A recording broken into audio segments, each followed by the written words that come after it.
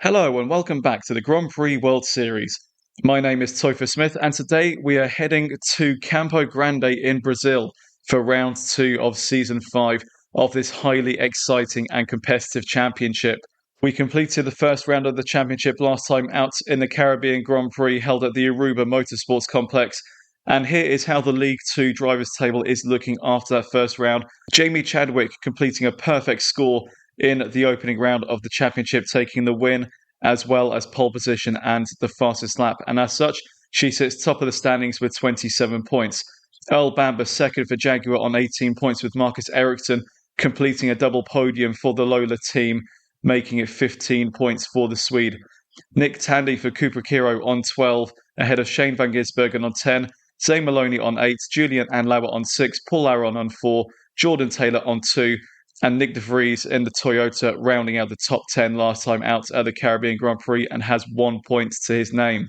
As far as the teams are concerned, Lola, having picked up a first and a third last time out, sits top of the standings on 42 points, with already quite a healthy gap over the Jaguar team second on 18, but it's only after the first round. There's still plenty of points left to play for in this championship. Cooper Kiro third on 12, ahead of Ducati and Zaxpeed on 10 each. Ford on 8, Chip Ganassi on 2, and Toyota on 1, with no scores so far for Iron Dames, 40 Corsa, Mazda, Lancia, and Pacific. That could all change by the end of today, though. And as far as the driver lineups go, it's as you were for round 2. There are no driver changes to make a note of, so we are going to head straight down to the qualifying results and see who will line up where for today's League 2 Campo Grande Grand Prix. And it is a Lancia 1-2. Chris Caveney's team locks out the front row by quite a considerable margin to Earl Bamber in third. That will be the setups at play there. Lancia going for a bit more of a downforce heavy setup, and it has helped them to lock out the front row of the grid. So Yefe taking his first Grand Prix World Series pole position ahead of his teammate Roman De Angelis. Earl Bamber third for Jaguar ahead of Julian Andlauer in the Zaxpeed, a great qualifying session by him. Marcus Ericsson third in the championship and fifth on the grid here today ahead of Mitch Evans. Joseph Newgarden seventh ahead of Shane van Gisbergen. Ritomo Miata ninth in the Mazda, and Jamie Chadwick, our championship leader, rounding out the top 10, half a second off the pace of Yeyefe's pole time. Shosu Boy in the other Mazda will start 11th ahead of Louis Delatraz in a 40 Corsa. Nick de Vries 13th alongside Jess Hawkins in the Iron Dames. Carl Kirkwood will qualify 15th ahead of Sergio Sette Camara. Felipe Drugovich in a Ford is 17th ahead of Nick Tandy, Paul Aron, and Jordan Taylor in 20th place for the Chip Ganassi team. And at the back of the grid, Dennis Hauger in the 40 Corsa, Zane Maloney in the Ford, Joe Guan Yu in the Toyota, the two Pacifics of Jolyon Palmer and reigning champion Callum Ilott, with a dreadful qualifying session for the British driver. He will expect a lot better than that in the next race. And Miki Koyama starting from last, having picked up a back of the grid penalty last time out at the Caribbean Grand Prix. So it is a Lancia 1-2 on the grid for this race. Can they convert that into victory, or will they suffer more reliability issues as they did in the first round of the season? There is only one way to find out. That's by heading down to trackside where we can get the lights out and get this race underway. Ready and waiting in the commentary box, as always, Tom Cairns waiting to call the action. So Tom, let's get this race started. Two Lancias on the front row here in Brazil. Yefe on pole position ahead of Roman De Angelis. They look to get off to the best of starts of their disappointment in Aruba. The five lights are coming on now. Lights are on.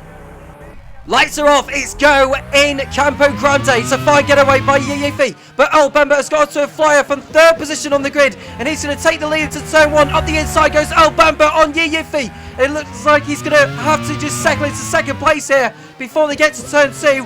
But hang on, he's around the outside. It's Earl Bamber, but Yeyefe's looking to resist through turn 3. Yefe back on the inside. It looks like he's got the high ground on the exit, but Bamber is still there. Bamber on the outside, he's through to the lead, goes Earl Bamber, so he leads ahead of Yefe, and it's Marcus Ericsson in third place.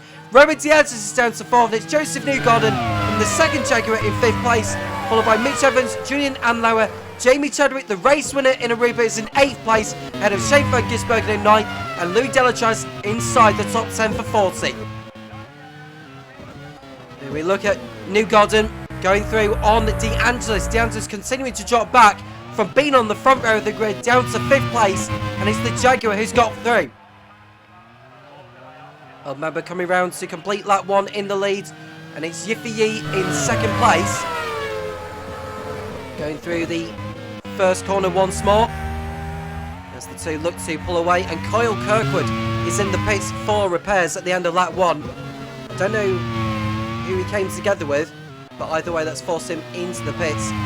It's not a good start for the Chip Ganassi driver. What a start to the race for the Jaguar team. Newgarden starts in 7th and he's up to 4th. Bamba starts in 3rd and he's into the lead, but Yiffy is right on the tail of the gearbox of the Jaguar, and he fancies to go at it down at the end of the back straight before they get to turn number 6.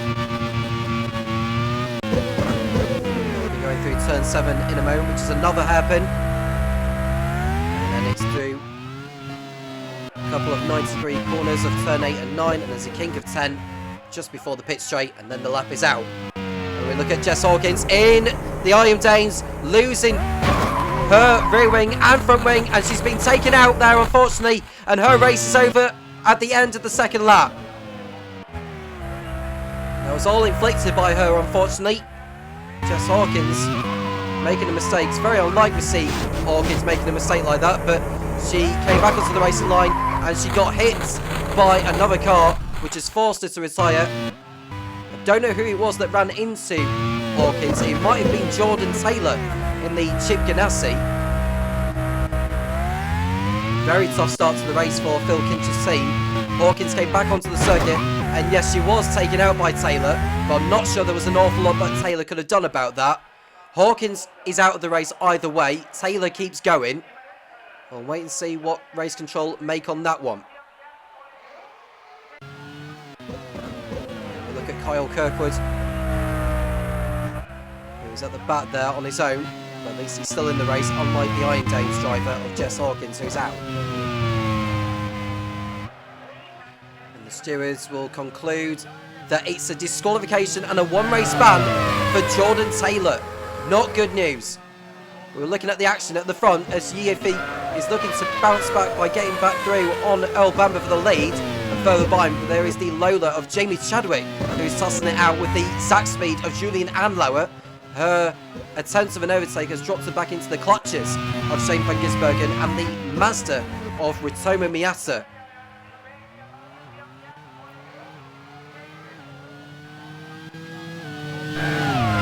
That is under appeal for Phil Kinch to decide whether he wants to appeal that.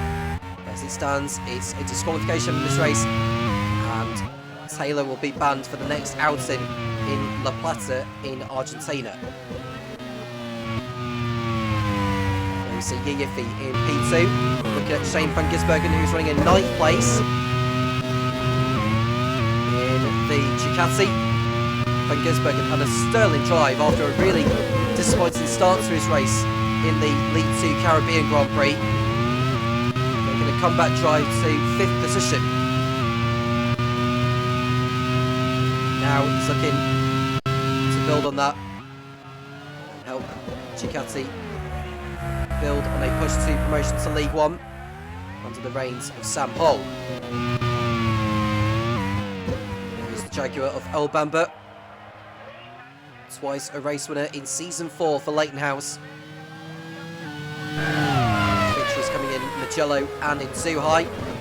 See a new fast up the race from Bamba. And as we look at Ericsson, who runs wide at turn 1, loses his front wing, and that'll be him off into the pit lane at the end of the lap. There was a costly error there by the Swede, the League 2 Drivers' Champion of Season 3, making a costly error. See, going over the goal there, losing both parts of his front wing, and lucky not to take out Mitch Evans as he rejoined. But now he's going to allow the sack speed of Julian Anlauer to go through, and Jamie Chadwick likewise.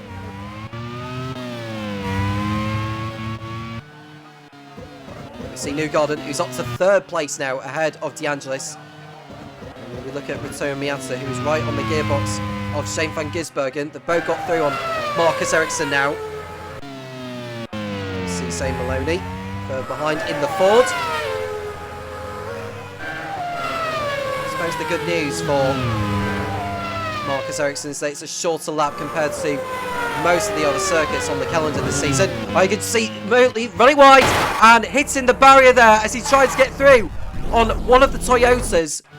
A Toyota got on the inside of him.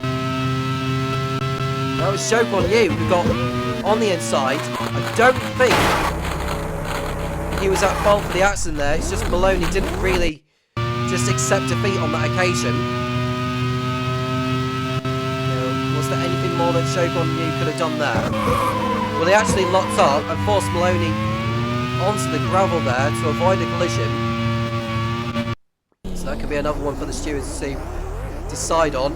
Maloney breaks his front wing though and wrecks it even more by hitting the barrier. Now he gets back into the race as Ericsson pits in for a new nose section. And Shogun Yu has been given a 10-second time penalty for his part in the incident with Maloney.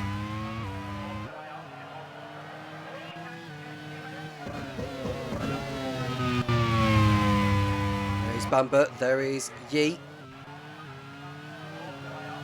Yiffy as he is known as. Yiffy is looking to get through. Kirkwood locking up behind Marcus Ericsson, who's just come out of the pits, having made his unscheduled stop. It just came out of the pits there.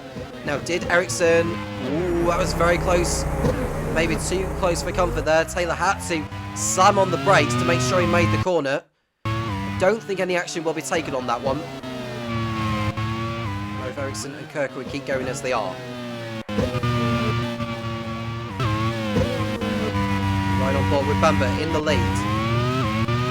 On the exit of turn number 10. And it begins lap number 7. The circuit at Campo Grande is the home of NASCAR Brazil, Copper Truck and Formula Truck. Used to host Stock Car Brazil, Formula 3 Brazil, the Campeonato Brasileiro de GT, and F3 Sudamericana, or Sudamericana I should say. My apologies for my pronunciation. And the configuration they are using is the original layout, which is 3.4 kilometers long. Now we're looking at Nick de Vries, who makes an error there into turn number 5 before the long back straight. De Vries running in 12th position ahead of Felipe Dragovic, who's having a better start to this one than we did in Aruba, where he had to come in at the end of lap 1 for repairs. De Vries coming away with a point also from the season opener. Back at the front it is Jaguar leading Lancia, leading Jaguar, leading Lancia. It's Mitch Evans' Ducati in 5th place, Julian Andlauer in the Saxby in 6th, Jamie Chadwick in the Lola in 7th, and it's Shane van Gisbergen's Ducati in 8th, with Toyo Miata and Josu Boy, the two Mazdas, are 9th and 10th.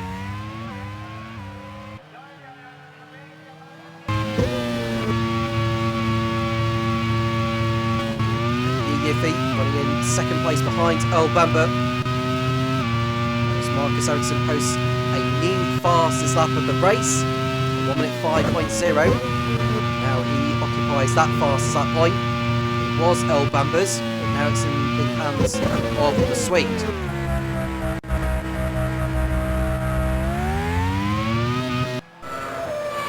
Third behind we're looking at Jolyon Palmer, and he's got the sole surviving Iron Dames of Miki Koyama attacking him. But Palmer fends her off this time around. In front we're looking at Bamba from his rear wing on board. It's Yiffy in 2nd.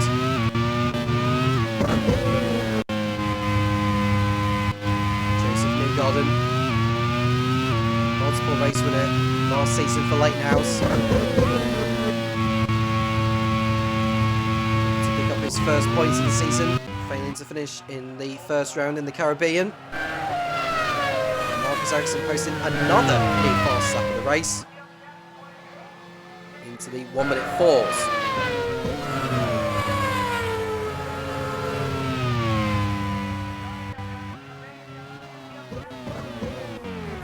Given it's a 68 lap race, strategy is going to play a huge role in how both League 2 and 1 races are decided. There goes Miki Koyama on Julian Palmer for 20th place. Palmer's got his teammate Callum Ilott for company.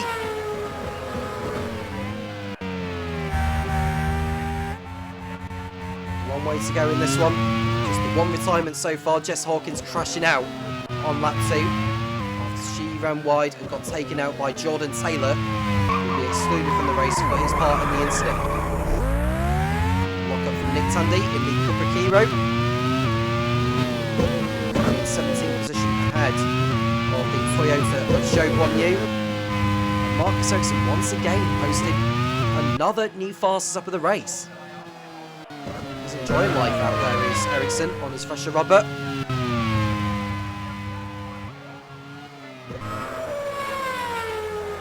In regards to strategy, some drivers will be doing the 2, others will be doing the 1. Just seen overtake from Nick de Vries on Louis Delatraz for P11. Delatraz locking up there. That's over at turn number 7 by the looks of it. After de Vries got by at turn 6. Delatraz just wasn't quite able to slow the car down enough into the corner to make the apex. Looks like it's just keep hold of the position ahead of the Ford of Felipe Drogovic.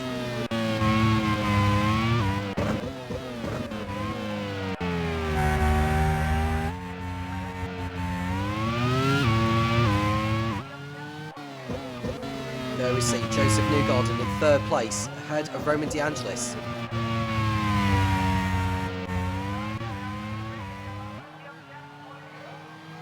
In case those who are new to this series, there are 2 leagues with promotion and relegation involved. The top 3 teams in League 2 at the end of the season will be promoted to League 1, and the bottom 3 teams from League 1 will go down to League 2 for next season.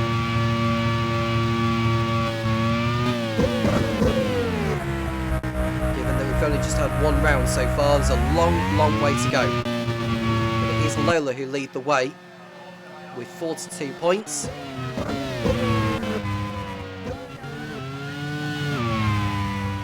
Second place in League 2.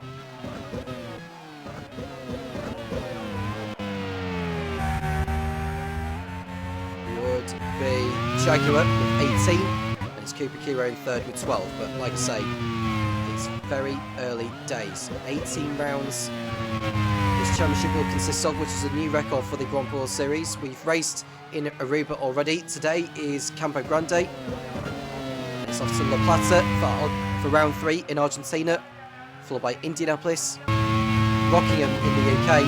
It's Dijon-Bourgogne for round 6. It's off to Jerez, Mugello and Hockenheim to round up the first half of the season, with the mid-season test to also follow in Germany. The second half of the season will begin in Poznan in Poland, Brno in the Czech Republic, Brno in Estonia, Marrakesh in Morocco.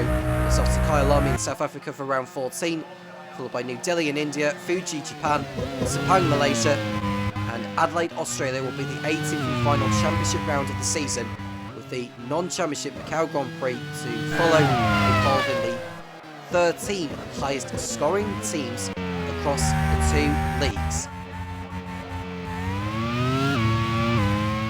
We're now on lap 13. Bamber is beginning to build up a little bit of a cushion, albeit only 9/10 on Yi Yufi. It's Newgarden in 3rd place, De Angelis is 4th, followed by Evans, Andlauer, Chadwick, Van Gisbergen, Miata and Zuboy.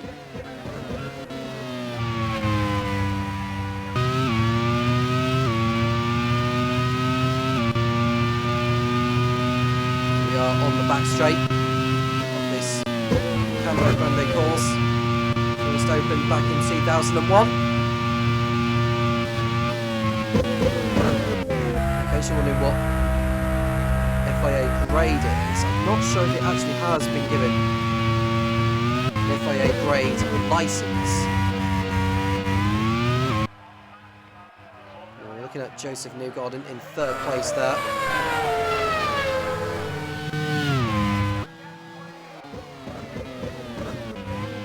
He can build what he done last season. Came so close to clinching the Drivers' Championship.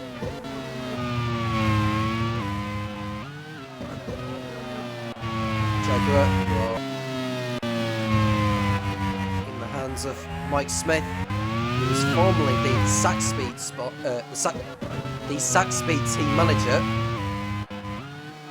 for 3 seasons before he's moved on to Jaguar.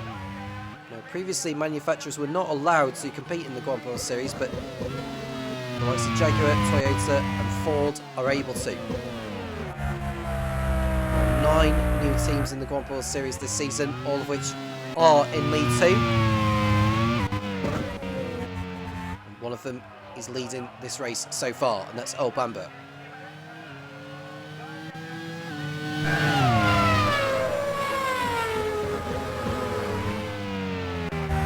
On that 15, and there's an engine blow up. It's one of the 40s, and I think there's a blow up as well from one of the Toyotas.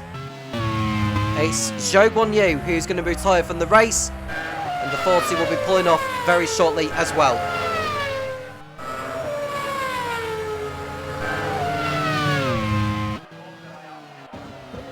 There goes Pacific of Jolyon Palmer. Colin Mylott will follow very, very shortly. Looks like it's not Louis Delatros, sorry, it's Dennis Hauger. My apologies. Dennis Hauger out of the race in the 40.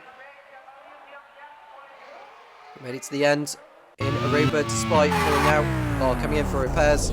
And there goes Zhou Guanyu, who is also not going to be finishing this one. That's 2 races and 2 non-finishes for the Chinese driver.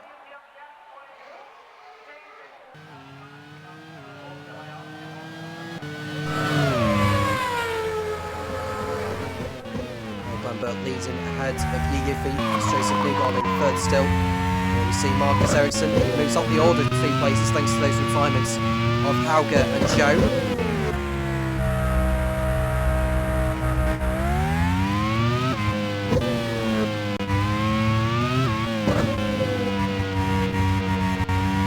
Going through the last couple of corners of 9 and 10 before he gets onto the pit straight.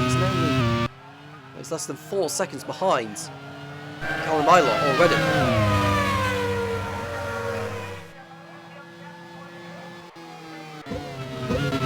Expect to see pit stops until around about lap 19 or 20. So we're around about 4 laps away from that happening. But so far, so good for Jaguar. Lancia is still there though. Although I wish they'll still be leading this one.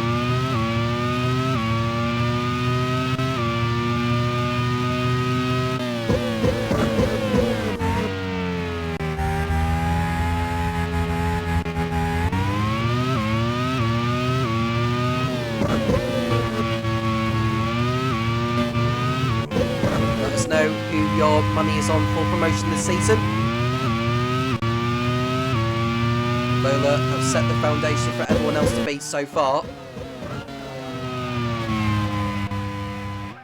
But given where they are right now in this one, pendulum could swing one way or another, and Nick de Vries is off the circuit. The front wing's gone on this car. A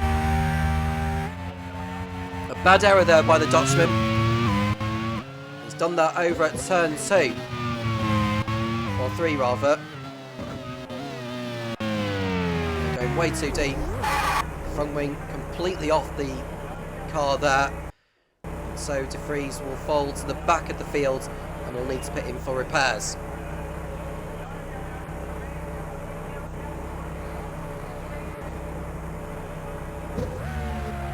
De Vries is back on the circuit in 21st place. Will fall down to last once he comes back to the pits.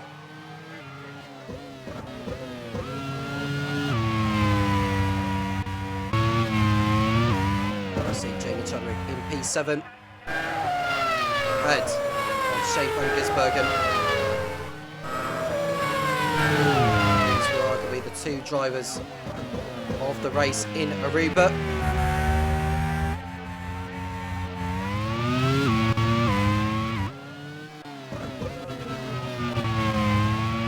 How long will it be before we start seeing these stops though from the leaders?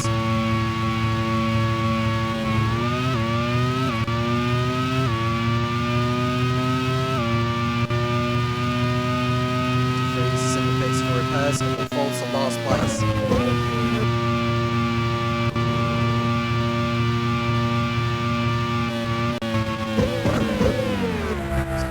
Race for Michael Gillespie's team. Did come away with a point in Aruba, but it's unlikely going to be added to their table today.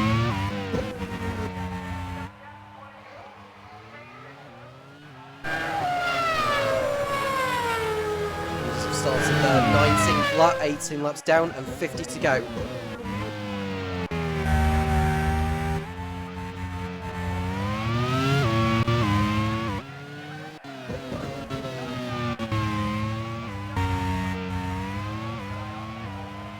Bamber, followed by Yee. It's Newgarden, Davis and Evans. Top 10 has remained unchanged for quite some time now. So we should expect the pit stops to arrange the order a little bit. Just saw De Vries in the foreground there, almost a lap down on the leaders.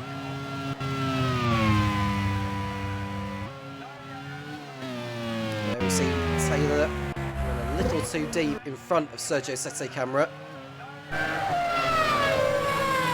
are a few Brazilians in the field here, believe it or not, and there goes Sette Camara, who's about to pull off an overtake on Jordan Taylor. Or so he thought. Felipe Drugovich is another one of those. Beaten on home ground.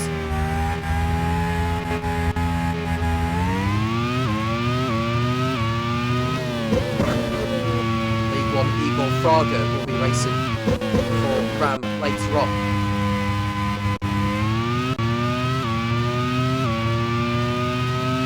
1 second margin between Bamber and Yee.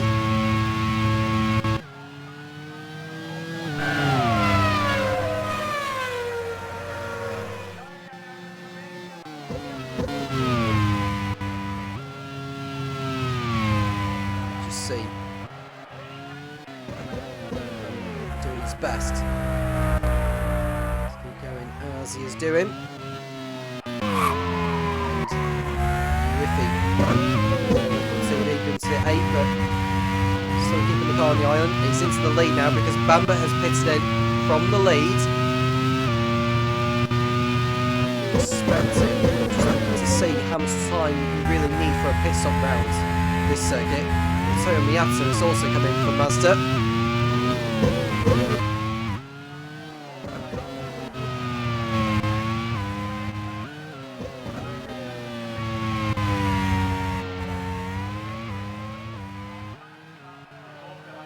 Bamber exits the pits behind Sergio Sette Camara. On my lot pits in for Pacific.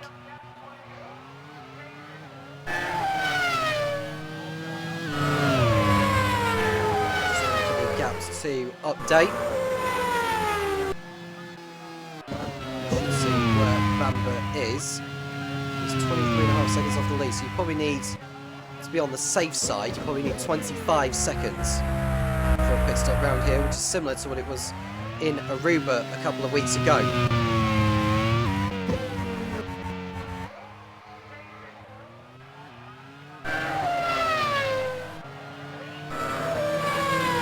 Mitch Evans pits in for Ducati, as does Jamie Chadwick for Lola.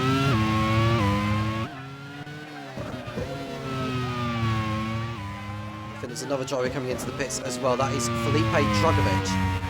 There's a few less cars for...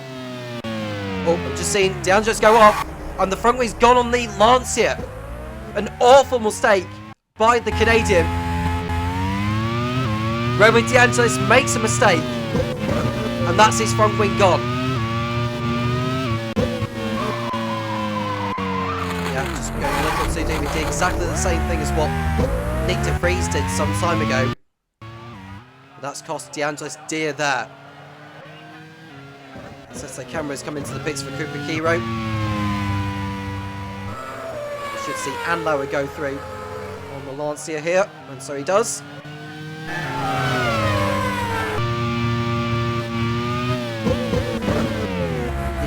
He is into the lead now, ahead of Newgarden. 2.7 seconds is the gap. Bamber will be getting the gap down all the time.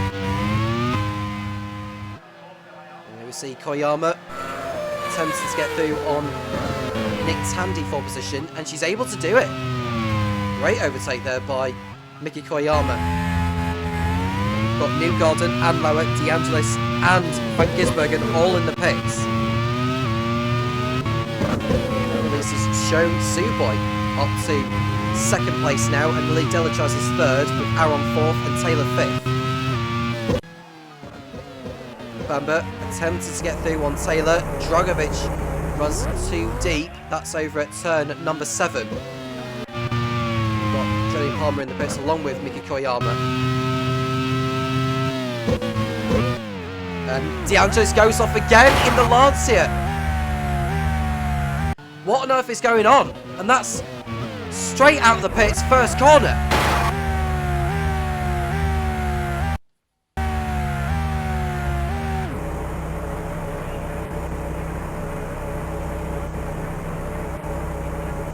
It's going from bad to worse for Lancia and for Roman DeAngelis.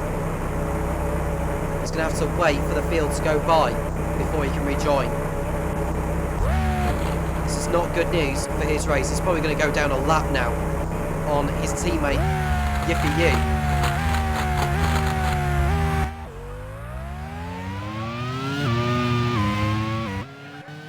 Not good there for team manager Chris Cavaney. And we've got a pit stop over involving Paul Aron for sack speed, and we've just seen an overtake from Joseph Newgarden by the looks of it. He's got through on Nick Tandy for 6th position on track.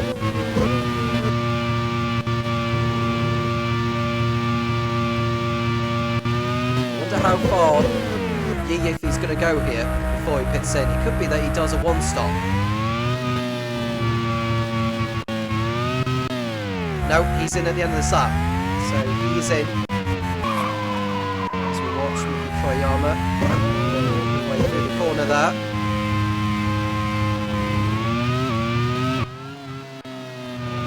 Sho Suboi, who should go into the lead here.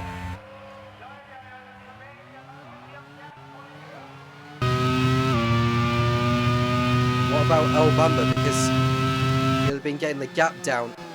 As we see, setting camera go through on the sack speed. That will be Paul Aron. And Bamba did he get through on Yiffy? No, he didn't.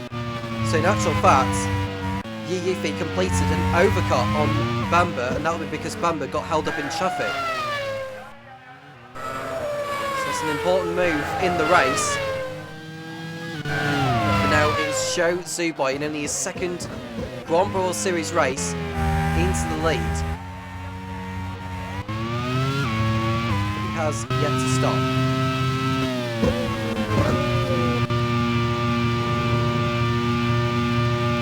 And a new fast stop of the race coming from Roman DeAngelis now. So 1 minute 4.5, which is solid. We're looking at Sho Suboi, who's got the Ford of what looks like, just to say, it must be Shane Maloney, because Felipe Dragovic is further up ahead, and Sho Suboi gets unlapped by the Ford. That's not going to help his race.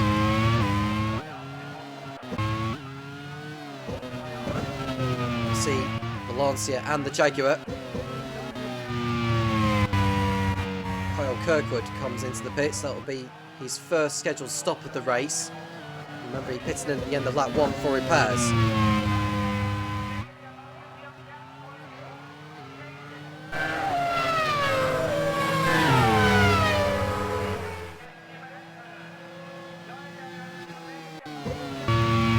how long will it be before Suboi decides to come in? Tandy is continuing to go back down the orders, and lower. Makes his way through up the inside. Tandy holds him off, and we'll have to make him, well, he's making him fight for this one, that's for certain. But so far, so good for Tandy again. And Zuboi is very much holding up. Yiffy for the lead. And Bamba is closing in. Here we see Miki Koyama. Turn 8, which is where her teammate Jess Hawkins made that mistake. See Yiffy right on the tail now of Sho Suboi. Must get through because Bamba is closing in behind. Into the slipstream, pulls out alongside Yiffy on the inside of Sho Suboi, and he's going to go back into the lead of the lead to Campo Grande Grand Prix, and that move was coming all along. On much better tyres, he's got through. Now, how much time will Bamba lose being stuck behind Suboi compared to Yi?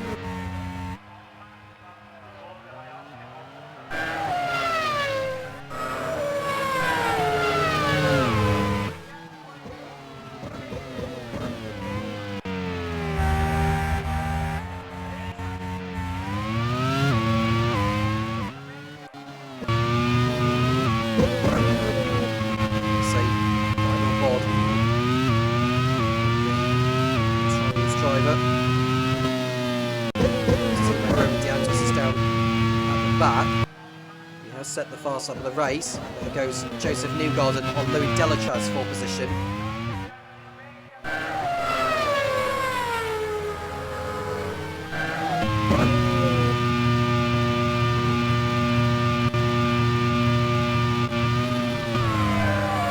There's Anlower on Tandy again. Will he make the move sick this time around? The answer is yes, he's got through. So the sack speed is through. Next car behind Tandy is Jamie Chadwick. Anlower. Oh, he's made a mistake there as Anlower, and it's allowed Tandy and Chadwick through.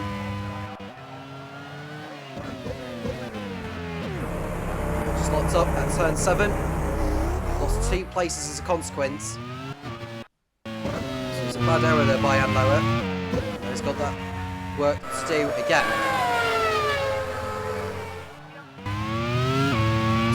He's holding up Bamba here. This is ruining Bamba's race. DeAndres tail Kyle Kirkwood for 21st place.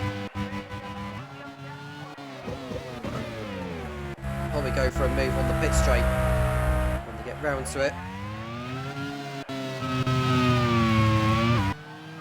And Bamba has got through on Suboi at last. It's the Jaguar through into P2. Evans on the inside of Louis Delatraz. This is for 5th position.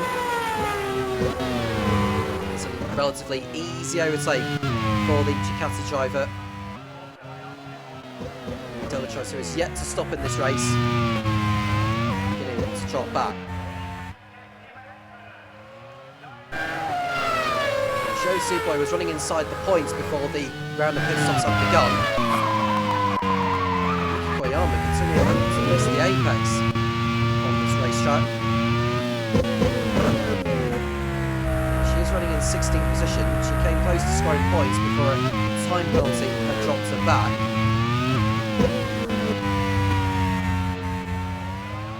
There we see Suboi running in 3rd place behind Bamba on lap 30 out of 68. The League 1 race to come later on, so don't go anywhere. Shane van Gisbergen going through here on Nick Tandy, who loses another place. Amlo got back through on him. There goes van Gisbergen. It looks like Matsuro Miata is about to follow suit. And then we see Maloney, who's holding up the leader of Yiffy. Oh, and cuts a crossing in there. That's not going to please the Lancia driver.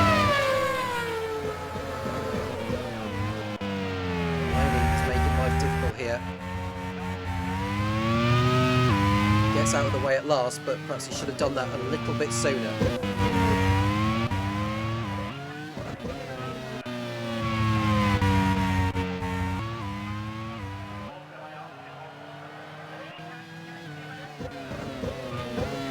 Approaching the halfway point in this race.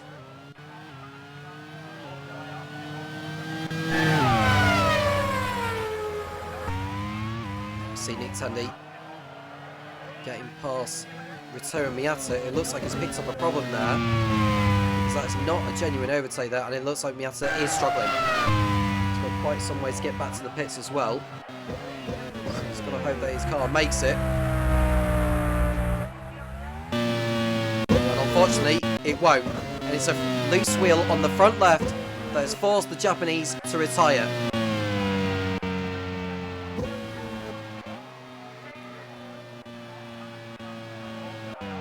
There goes Miata there, right in front of Felipe Drogovic, who had to slam on the brakes.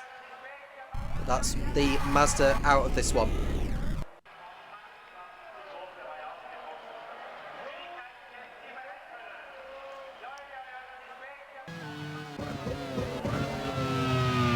It's the fourth driver to retire, along with Zhou Guanyu. Oh, and there goes Chadwick. Oh, the race winner in Aruba is out.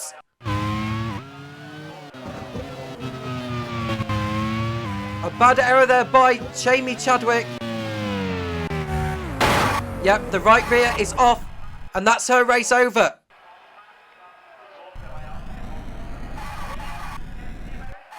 A poor error there by the Lola driver. And it goes from bad to worse for team manager Marcus Johansson.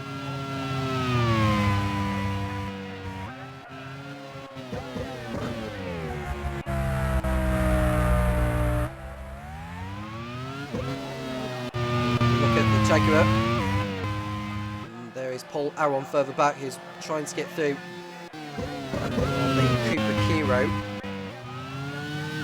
That is Sergio Sette Camera. 5 drivers now out of the race. Jamie Chadwick joining with Tomo Miata, Dennis Hauger, Zhou Guanyu and Jess Hawkins. There's a pit stop over Hero as Nick Tandy has come into the pits.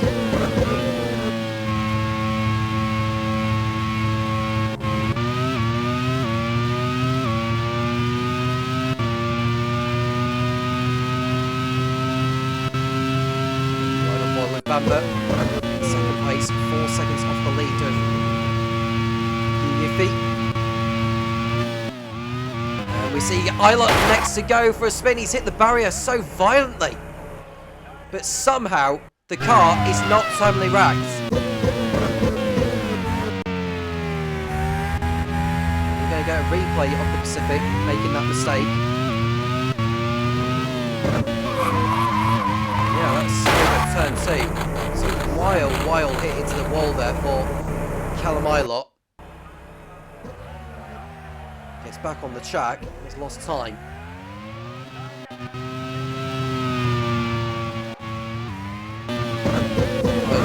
He's 19th now, behind Tandy, who's just pitted. Joe Suboy is pitted in. Kirkwood getting his nose up the inside of Tandy at the end of the back straight. Tandy lets him go and is fueled to the end.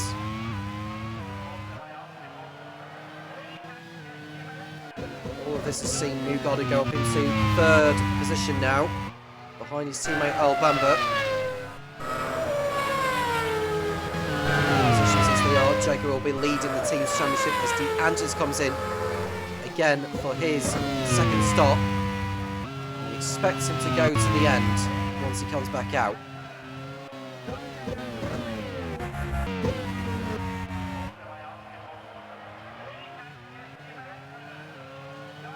There's Yuffie onto the pit straight. De Angelis will exit the pits now in front of Earl Bamber, which is not going to be ideal for the Jaguar team.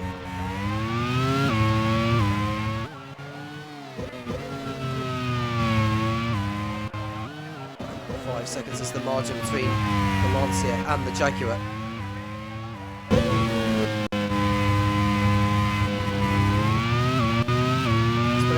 for Bamber is that De Angelis is on fresher tyres, so he might be able to pull away here. Try and get back on the lead lap. Oh, contact made, and that's Aaron, who goes onto the gravel and collides with Sho Suboi. We're getting a view of the incident here, and it was Jordan Taylor who got his nose up the inside, makes contact with Aaron, and that'll be another penalty going in the way of the American.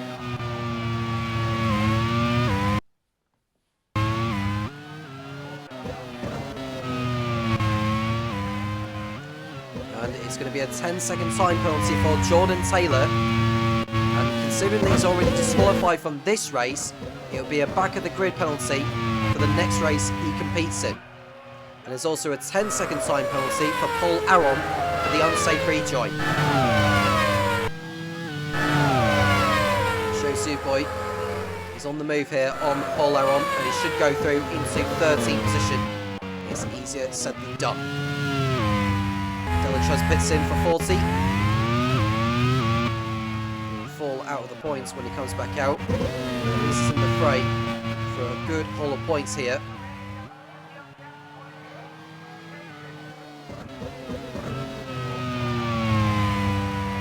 Just two drivers lapped in this race. De Angelis and Maloney are the drivers who are lapped by the leader. You just see De Angelis closing in on his teammate.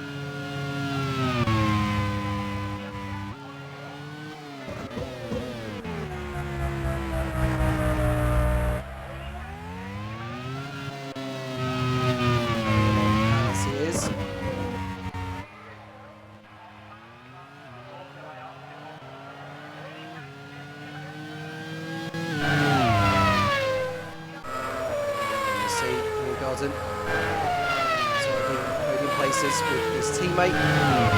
To see Bamber is losing time to the leader. And Mitch Evans is closing in on this lot as well. He may well have a chance of a podium finish at the end of this.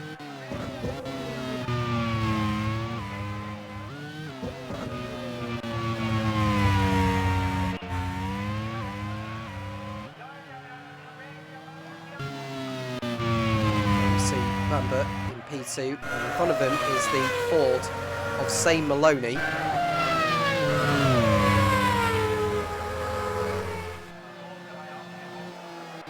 The Grand Prix Series has visited Brazilian tracks over the seasons. In season 3 they raced in Curitiba.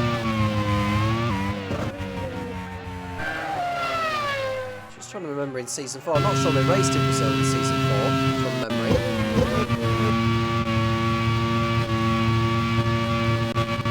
And they did. Yes, in the Carapaguá, the opening round of last season that they raced. Meanwhile, Marcus Ericsson in the Lola is running in 10th place. He's back in the points now as the Swede. He was during the pits again before this race is over though.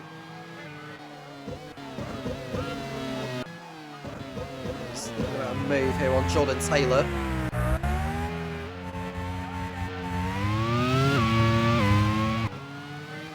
The gap between Yuffie and Bamber has increased to 7 seconds. You just see behind Yuffie there is De Angelis who's on the fresh tyres. Wonder how Lancey will play this one, because they want to try and get De Angelis back into the points if they can.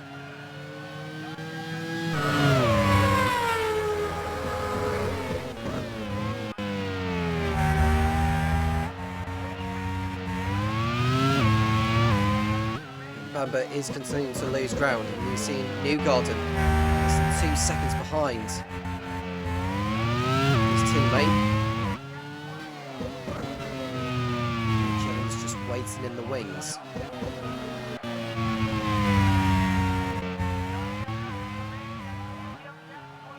One driver who's having a strong race as well is Felipe Drogovic, who is in 7th place, as is Sergio Sette-Campo for Cooper Kiro in 8th.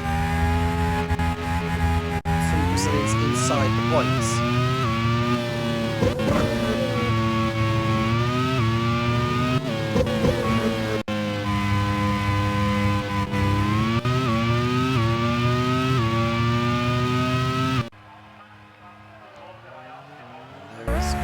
just saw a lockup from Newgarden in front of Evans.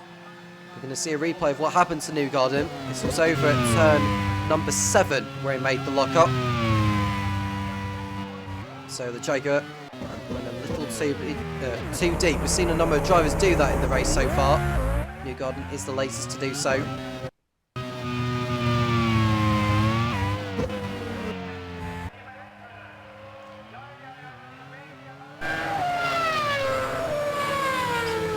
Line to start lap 40 for the leaders. 29 laps remaining.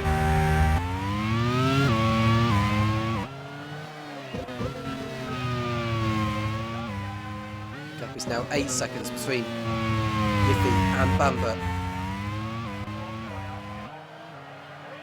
And Yiffy is on the fresher rubber compared to Bamber.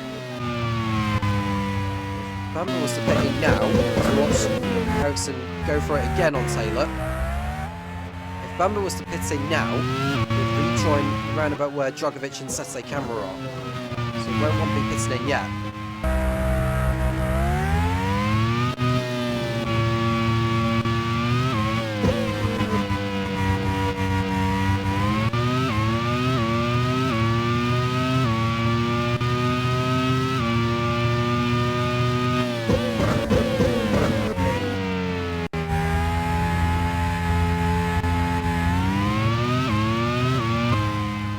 Delachas, who is one of the latest to pit in, is going for it on Julian Palmer for 14th.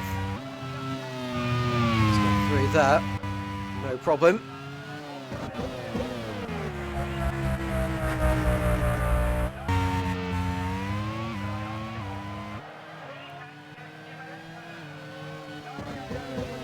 But second ahead of Newgarden.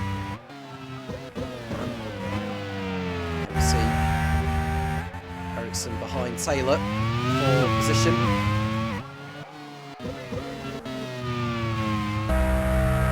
That's the race leader, Yiffy.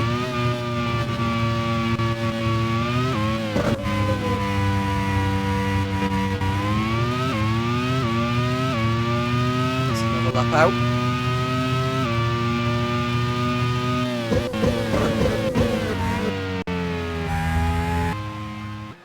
Back, we've seen Ericsson is going for it on Taylor here. Can he complete the move at last? On the inside goes Marcus Ericsson. A crucial move in the race has been done by the Swedes, and that's in through into 9th position. You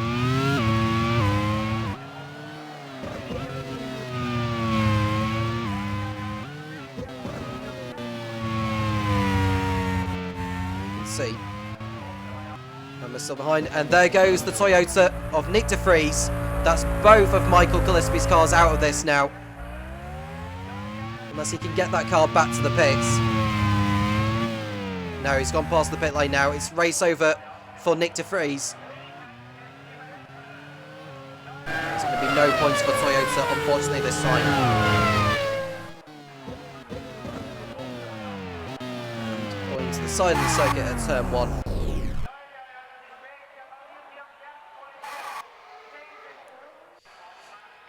Better luck next time for Mike Gillespie. He'll be hoping that they can build on that solitary point in Aruba.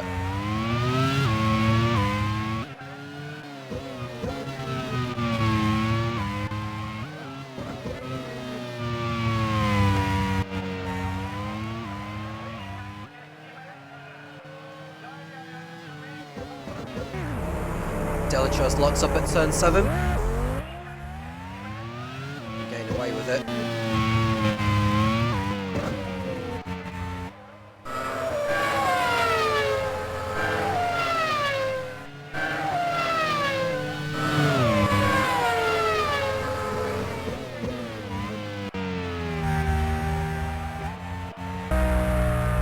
Towards 2/3 race distance here. It's looking good for Yiffy to take his first Grand Prix Series win in only his 2nd race in this championship. It's going to be more podiums in their careers in the Grand Prix Series for El Bamber and Joseph Newgarden. Mitch Owens on course for his best result in 4th. He's come into the pits now for his final stop.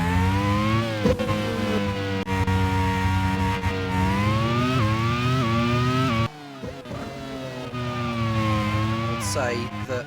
Oh, we're looking at Ericsson, who's pulling off the circuit with the car on fire, and Lola's race is completely done, and he's been taken out as well. There's a driver trying to go into the pit lane, and Ericsson has caused a massive problem there. Now, did someone try to go into the pit lane? We'll have a look to see. Was it one of the Pacifics? It was one of the Pacifics, and Jolyon Palmer tried to go into the pit lane, but was blocked off there by the Swede. And we know what Jolyon Palmer can be like with incidents like that. He'll be absolutely furious. And he won't be the only driver being... Well, I say driver, he won't be the only person furious with that. But also team manager Kevin McMullen.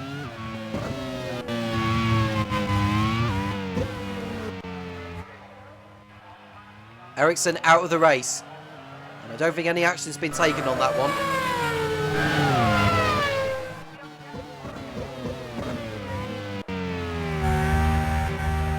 Evans rejoining P7. You see Newgarden close in on Bamber.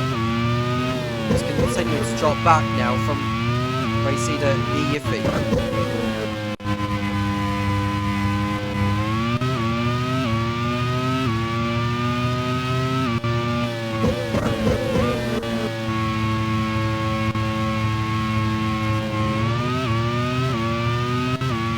Will there be a change of order here between the Jaguar drivers? I think there is, if Jolyon Palmer does finally come in, he did have enough fuel in the car anyway. Kyle Kirkwood also make his way into pit road. Just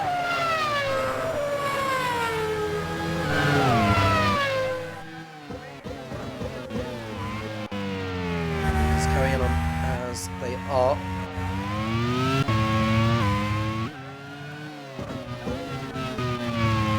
Pit stops to come.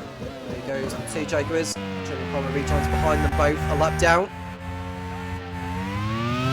Julian and Lauer pits in for Zach Speed, who are looking to continue their run of 14 consecutive points finishes.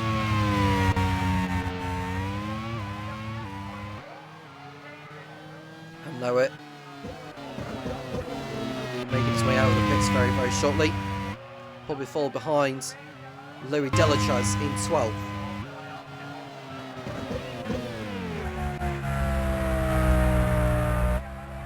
It won't be too long before race leader Yiffy comes in. His final trip to the pits, and he's doing so now. He'll rejoin ahead of Shane van Gisbergen. This pit stop will allow his teammate Roman DeAngelis to get back on the lead lap. You see Felipe Drugovich is about to be overtaken by Mitch Evans for position. And that's okay. They are in different races to each other.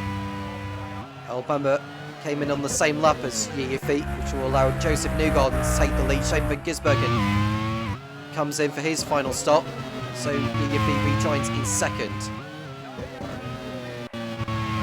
Bamber will rejoin in third place ahead of Mitch Evans.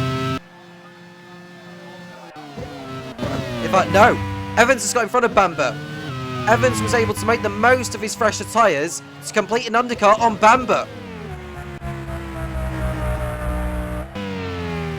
Well, I say that, he's made a mistake, and Bamber has got back through ahead of him. So all that hard work has gone to waste for the Ducati driver. Mitch Evans making a mistake at turn 3, or on the exit of turn 2 rather. He's lost what is effectively a net second place to the Jaguar pilot.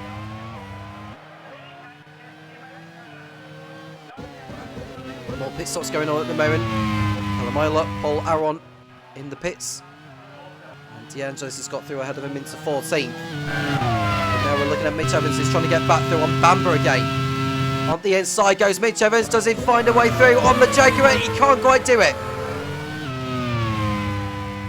Joseph Newgarden's into the pits. This is an opportunity for the American to get out ahead of both Bamber and Evans. Yiffy goes back into the lead. What about these two? Where is Newgarden? He's coming out of the pits now.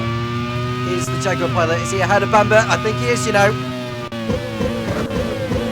Newgarden into second place, ahead of Bamber and Evans. So, Bamber losing time has cost him dear. So just sets the camera in the pits for Cooper Kiro. Will fall out of the points. So he's going to have to fight his way through to get back there. Rejoin in 11th position, just ahead of Miki Koyama.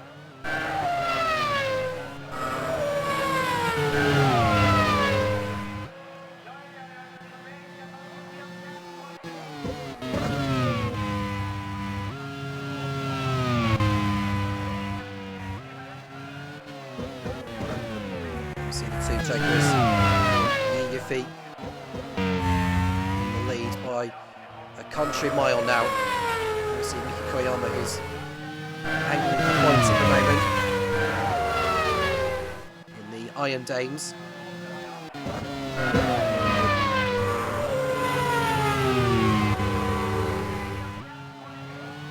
The gap between Yifi and Newgarden is 14 seconds with 20 laps to go.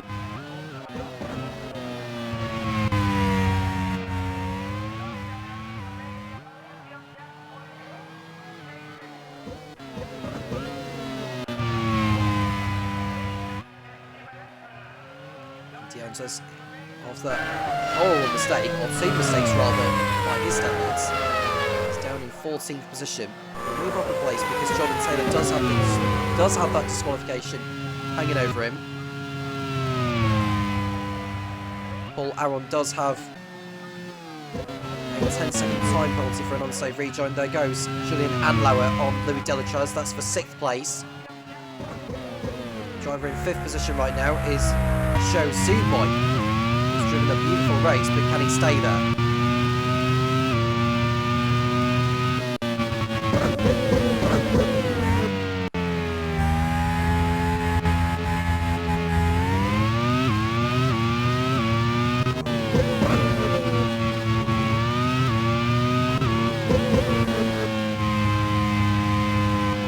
On lap 50.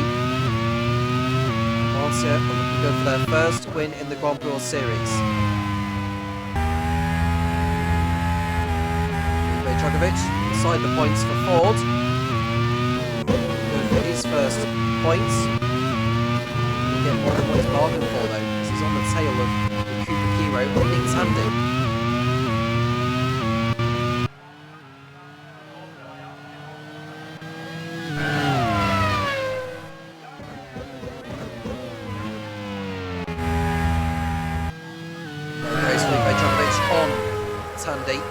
End of the back straight as he made his way through. The answer is yes. Super overtake from Felipe Dragovic to go through into 9th place.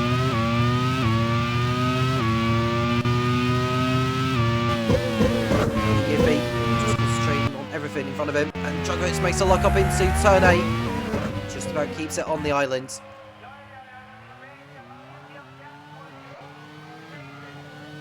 And Newgarden's dropped down the order. What's happened to Joseph Newgarden? Because we're losing him on the time pages. He's dropping down the order. We need to find what's happening with Newgarden. And it looks like he's out of the race. He's made a spin. He's made a costly error. Has the American. From 2nd place, he's down the order.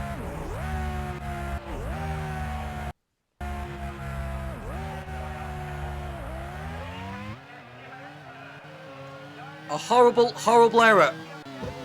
No damage done to the car, but he is down to 8th position.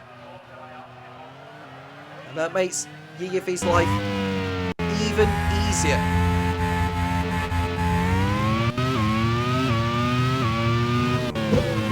Well, that shows Suboy's go up into 4th place, but Julian Anlauer is closing down on him all the time.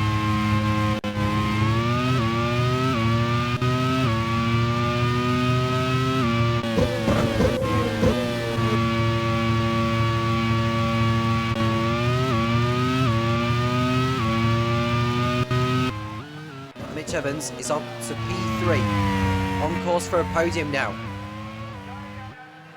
Ahead of him is Earl Bamber still. Marcus Ericsson is outside the top. Well, I say Marcus Ericsson is out of the race. It's Marcus Ericsson. Neither of the Lolas are going to be scoring today. As it stands with the positions as they are, it is only round 2. The Jaguar would not accumulate. Would they accumulate enough points? At the moment, they would not. Lola will still be in front. They will be on 42 points. Jaguar at the moment, with Bamber in second and Newgarden 8. Will be on 40. Ducati looking good for third and 6th. And it goes to D'Angelis, who's under threat actually from Paul Aron. Evans third and Van Gisbergen 6th. That would give them 23 championship points, or moving from 10 to 33. We'll go up into third place in the team's championship positions as they are right now. Show Zuboy in 4th place, just ahead of Andlauer.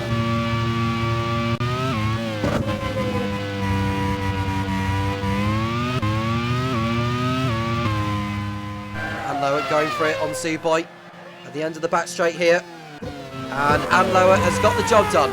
Nice overtake there by the Frenchman. Behind Zuboy is Van Gisbergen. He makes a lock up into turn 8 and makes the corner. You can see how hard he is pushing and catching the Mazda.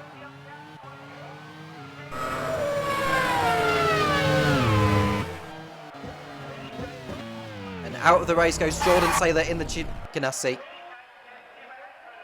And he's also out of the next race in La Plata next time out. And the reserve driver at Chip Ganassi, just looking through the driver lineups. Ricky Taylor would be the driver replacing him for La Plata. His gearbox problems forced Jordan out of the race.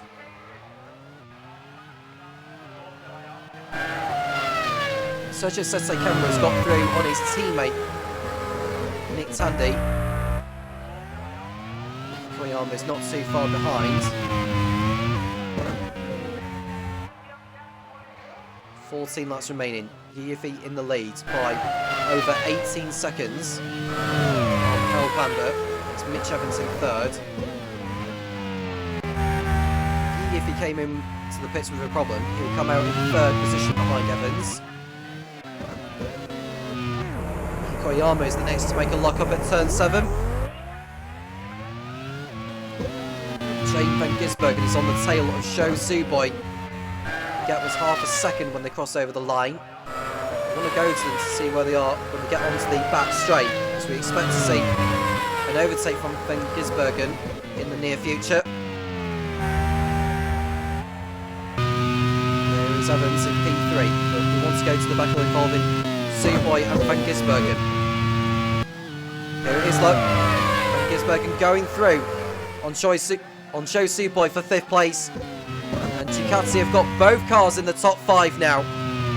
A brilliant race for Sam Hall's team. Closing at the moment on Lola and Jaguar. The team's championship. There is Newgarden trying to make the corner there. That's turn 7 again.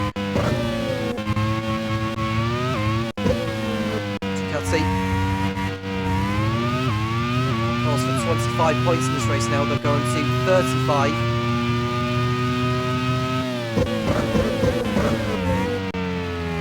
As for Lancia, of course, for the win, plus the point for fast lap and for pole position. D'Angelis is not inside the points right now, so they'll only be getting 27 points. With the way things are going, they'll be moving up to 4th place in the team's championship from where they are. They were 12th coming into this round, but they'll be moving up to 4th position after the first 2 races.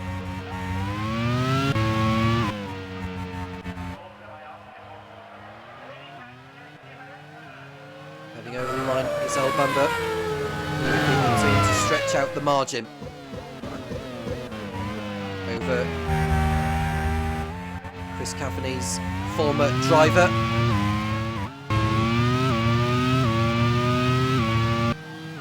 And Jolyon Palmer has just been overtaken there. I think that's Yi Yiffy who's just put a lap on him actually. Jolyon Palmer on course for his first finish in the Grand Prix Series, albeit he wanted to have been lapped by the leader on his way there.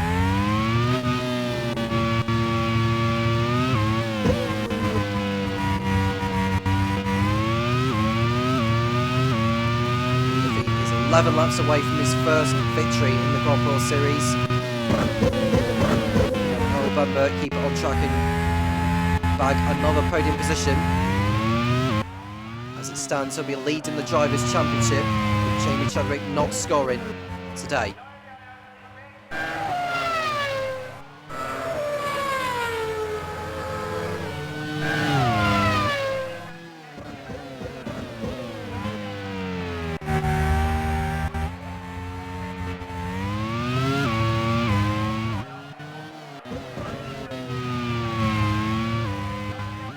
To go.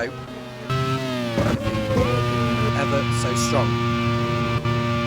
Anmar will be happy with his 4th place, but Shane van Gisbergen is closing him down all the time. He's got enough time to catch him. The gap is now 1.7 seconds between the pair.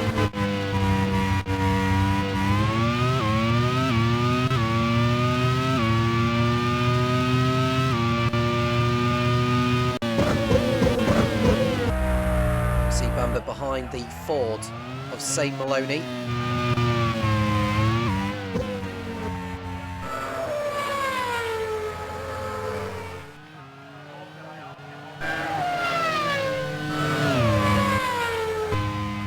Koyama heading through on Nick Tandy for position here. That's a brilliant overtake by the Japanese to go through.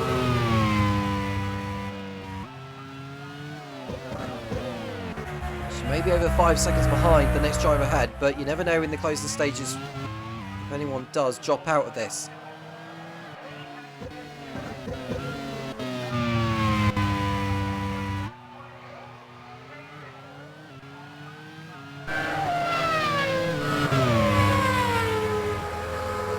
Not too long left in the race now.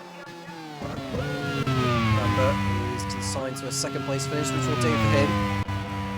Leading the championship by 9 points over 2nd place. Jamie Chadwick.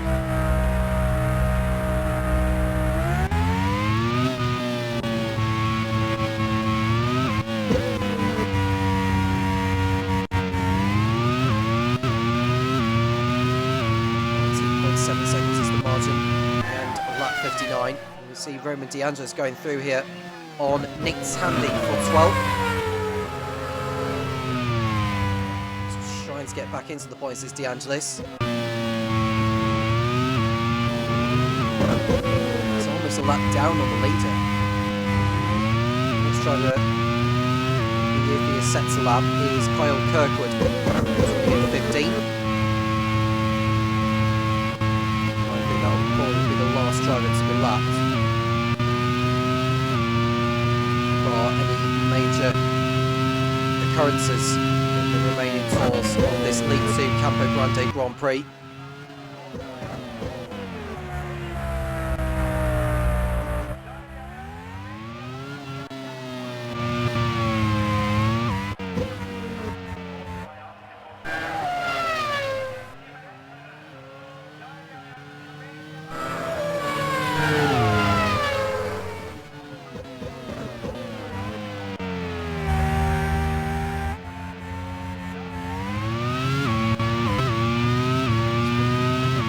Race for Lancia. Well, I say it's been super, it certainly has been for Yiffy, but for Roman De Angelis, not quite so.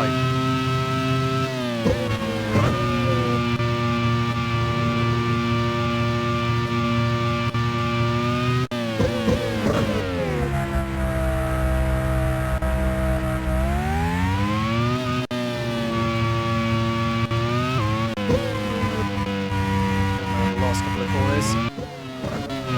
See Obamba in in second place, ahead of Mitch Evans.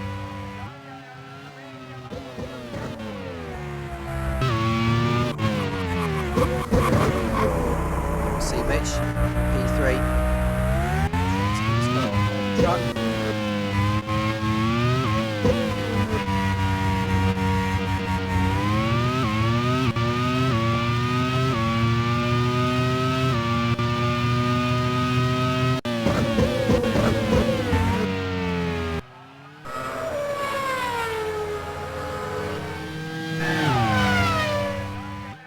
There's an engine blow up ahead of the race leader, and it's Kyle Kirkwood. He's going to complete Chip Ganassi's day by pulling out of this in the closing stages.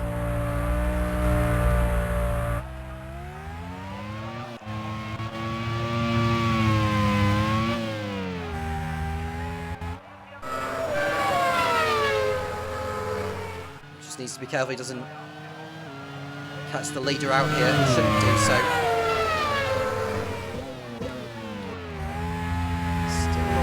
Side yet. He's the American. Leader goes past him. It's going to be 2 races and 2 non-finishes really. He may have completed enough laps actually. Although the lead's done... Yeah, I think he's done enough laps to be classified as Kyle Kirkwood. Either way, the car is on fire, so he needs to pull to the side sooner rather than later.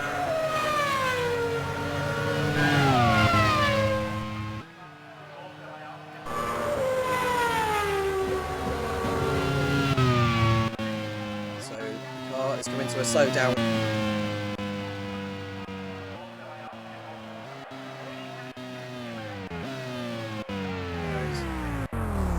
To the side there, and that is his race run, unfortunately, for Kyle Kirkwood. Joey Palmer goes through into 15th position. Both of the Pacifics are lapped in this one.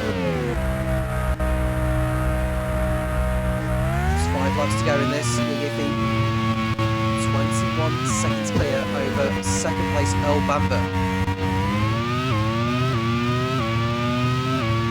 Paul Aron has got through on Nick Tandy on the track. Remember, Aron does have that time penalty for his unsafe rejoin.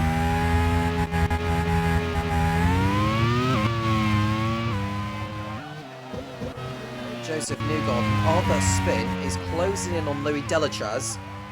I wonder he may run out of time to get the move completed here. The gap is 1.3 seconds between him and Delachaz.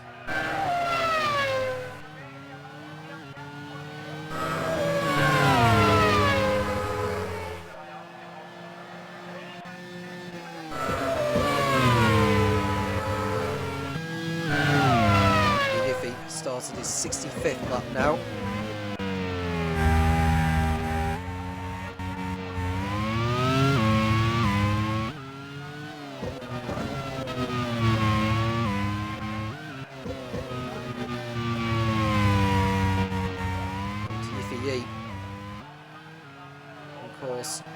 For the win. And from Xi'an, Shaanxi, China. 24 years of age, on course for his first win in the Grand Prix Series. Jamie Chadwick took her first win last time out in Aruba. It's going to be 3 different race winners so far this season. One race still to come later as well.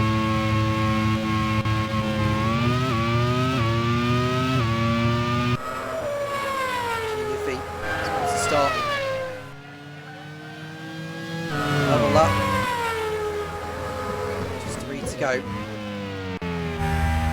Newgarden has got the gap down between him and Louis Delachaz, just 7 tenths.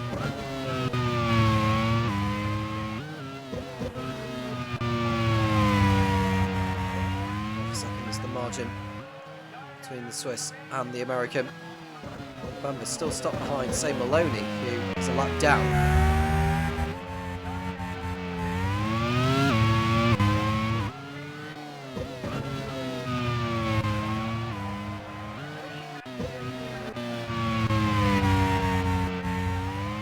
to go now. I suppose the good news for Paul Aron actually is if Nick Tandy gets lapped but he doesn't, he will not lose any positions.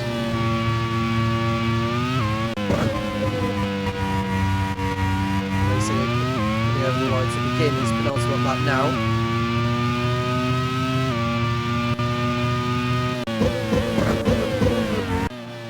We see Delatraz and Newgarden going toe to toe again. And it looks like Newgarden could well be within range to attack here. Pulls out alongside Newgarden, going back through into 7th place on nearly Delatraz, but looks like, but Delatraz is able to resist. This battle is going to go right to the very end.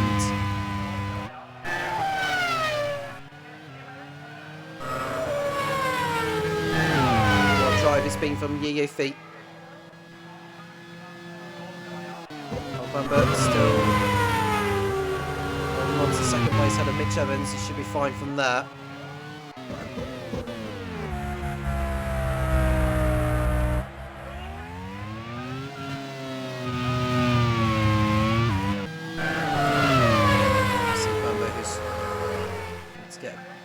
Done here on St. Maloney.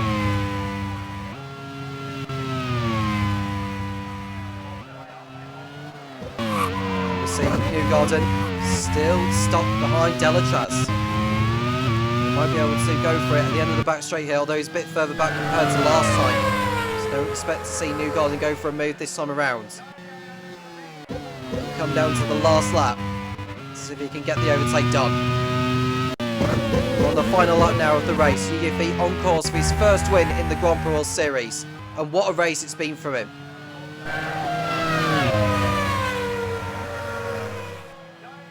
He had to fight his way back through ahead of Bamber and Newgarden. He's got the job done here. Well deserved as well for Lancia and for team manager Chris Cavani. He's about to celebrate yet another win. Doing so many times for Leighton House, but today it's about the newcomers of Lancia. Yifi comes around the last corner to win the Lead 2 Campo Grande Grand Prix. His first win in the Grand Prix World Series, the first win in the Grand Prix World Series for Lancia. After the disappointment in the first race in Aruba, they've bounced back here in style. 24 seconds behind will be Albamba, who bags another 2nd place finish. He is the new championship leader in Lead 2. First time on the podium for Mitch Evans and for Ducati. Well done to them. Julian Andlauer is 4th, Shane van Gisbergen is 5th, and it's Sho Suboi bagging his first points, and Masters as well in 6th. Newgarden did get ahead of Delatraz on the last lap, so he takes 7th place. Delatraz 8th, Felipe Djokovic is 9th, and Sergio Sete Camara in 10th position. Both of the Brazilians inside the points. Miki Koyama holds off Roman De Angelis, with Paul Aron dropping back behind Nick Tandy for his penalty. It's a win for the first time in the Grand Prix Series for Yifi here in Campo Grande in League 2. Albamba is 2nd ahead of Mitch Evans. Julian Andlauer with his best results so far in 4th. Shane van Gisbergen with another strong drive to 5th. Sho Suboi, first time in the points in 6th. Joseph Newgarden recovering to 7th. A disappointing race for him. Louis Delatraz 8th. And completing the points are the 2 home heroes of Felipe Djokovic and Sergio Sete Camara. Miki Koyama is 11th, just missing out on points. Good effort by her. Roman De Angelis recovering to 12th. Disappointment for him. Nick Tandy 13th and Paul Aron, who's 14th after his penalty. Jolien Palmer and Callum Ilott finishing in 15th and 16th. Same Melanie likewise. Kyo Koko are dropping out towards the end. We lost Marcus Ericsson, Nick de Vries, Jamie Chadwick, Bitoyo Miata, Zhou Guanyu, Dennis Hauger, Jess Hawkins, all of which not finishing. Jordan Taylor also didn't finish and is disqualified for his part in the incident with Hawkins on lap 2 and is out of the next race in La Plata in a couple of weeks' time. The pole position point going to Yifi and the fast lap point going in the way of the Lancia of Roman De Angelis. A win to celebrate for Chris Cavani. We've seen that before, but this time it's with Lancia. Well done to Yifi on his first time win in the Grand Prix Series and I'm sure there'll be many more to come for him. Earl Bamber, by finishing second, is into the lead of the League 2 Drivers' Championship, with Jamie Chadwick not scoring today. Lola, after a brilliant showing in Aruba, have come crashing back down to earth here, and so Jaguar closing on them as far as the Teams Championship is concerned. It's time to run down on the League 2 Drivers and Teams Championships in the voice of Topher Smith, and we'll be back for the League 1 race very, very shortly. A huge congratulations to Yaya Fei for taking his first Grand Prix World Series victory in only his second attempt. And the first win for Lancia as well means that Chris Cavani is now a race-winning team manager with 2 different teams. He did it first with Leighton House, and now he is a race winner once again with the Lancia outfit. But what has this race done to the championship standings? We can take a quick look now. Earl Bamber with 2 second places in 2 races puts him top of the standings on 36 points, and you feel like that he is threatening for a race victory sooner rather than later.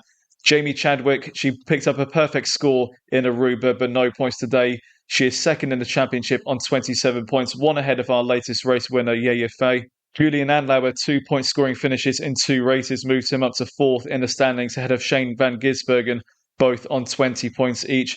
Marcus Ericsson down to 6th on 15, alongside Mitch Evans, also on 15. Nick Tandy, 8th on 12 points. Shosu Boy, 9th in for Mazda on 8. And Zane Maloney rounding out the top 10 for Ford with 6 points. And in the team standings, it has closed up at the top. No points for Lola today. And Jaguar has drawn alongside, 42 points each for the 2 British teams. Ducati 3rd on 35 points ahead of Lancia on 27. Now off and running as far as their points are concerned, and up to 4th in the standings. Zach Speed, picking up points consistently, is 5th on 22. Cooper Kiro 6th on 13, ahead of Ford on 10. Mazda on 8, Forty Corsa 4, Chip Ganassi on 2, and Toyota on 1. Iron Dames and Pacific, the only 2 teams left to score points in the League 2 standings, but they have plenty more opportunities to do so across the course of the rest of the season. And now we can move on to League 1 and see how this set of teams and drivers tackles the Campo Grande circuits in Brazil. A quick reminder of the championship standings heading into today, though. In the driver standings, Kevin Magnussen leads the way, having won the season opener Caribbean Grand Prix. Scott Dixon 2nd for Onyx on 18, ahead of Christopher Bell in 3rd, who also picked up the point for fastest lap last time out. Jake Dennis 4th in the Andretti on 12, ahead of Antonio Felix da Costa, putting both Vomitals into the top 5. Oliver Rowland on 8, Jose Maria Lopez on 6, Nina Hardeman on 4, Kevin Estre on 2, and Linus Lundqvist rounding out the top 10 with 1 point. And in the teams, Vomital with their double top 5 finish leads the way on 35 points, 15 ahead of Onyx on 20, HRT on 16 ahead of Andretti on 13, Prima Racing 5th on 8 points ahead of Prost, Simtek and Minardi, the last of the point-scoring teams. And still to get onto the scoreboard, BAR, Force India, Carlin, Arrows, and Ram Racing. They may well pick up some points today, though. We'll see how the Campo Grande Grand Prix goes for them. There is just one driver change to make note of heading into the League 1 race, and that comes at the BAR team, as Nicholas Latifi was disqualified from the Caribbean Grand Prix for taking Scott McLaughlin out of the race on the opening lap, and he has been replaced by the reserve driver Chanok Nisani, who will make his second appearance in the Grand Prix World Series, having substituted for Mahavir Raghunathan at last season's Panu Grand Prix. And while not much is expected from Nisani here today, we can see how he qualified alongside his fellow drivers. And in pole position, it is Felix Rosenqvist, the vice champion from last season, putting it onto pole position in the second round of Season 5, but only by 0.04 of a second ahead of Pascal Wehrlein. A very close qualifying session between the League 1 drivers. Scott McLaughlin, 3rd, only 14,000ths off the pole time as well. Alex Palou, 4th in the Ram, ahead of Stoffel Van Dorn in the Carlin. Christopher Bell puts both HRTs into the top 6. They're looking to get a good result today. Oliver Rowland, 7th for Prema, ahead of Linus Lundqvist. Kevin Estre and Scott Dixon, the 2 Onyxes there, rounding out to the top 10. Rio Hirakawa, 11th in the Minardi, ahead of Antonio Felix da Costa, looking for another points finish today. Jake Dennis, 13th in the Andretti, ahead of Nolan Siegel in the Simtek. A very good qualifying for the American there. Igor Fraga, 15th for Ram, ahead of Louis Foster. Raffaele Marcello, 17th ahead of last time's race winner Kevin Magnussen.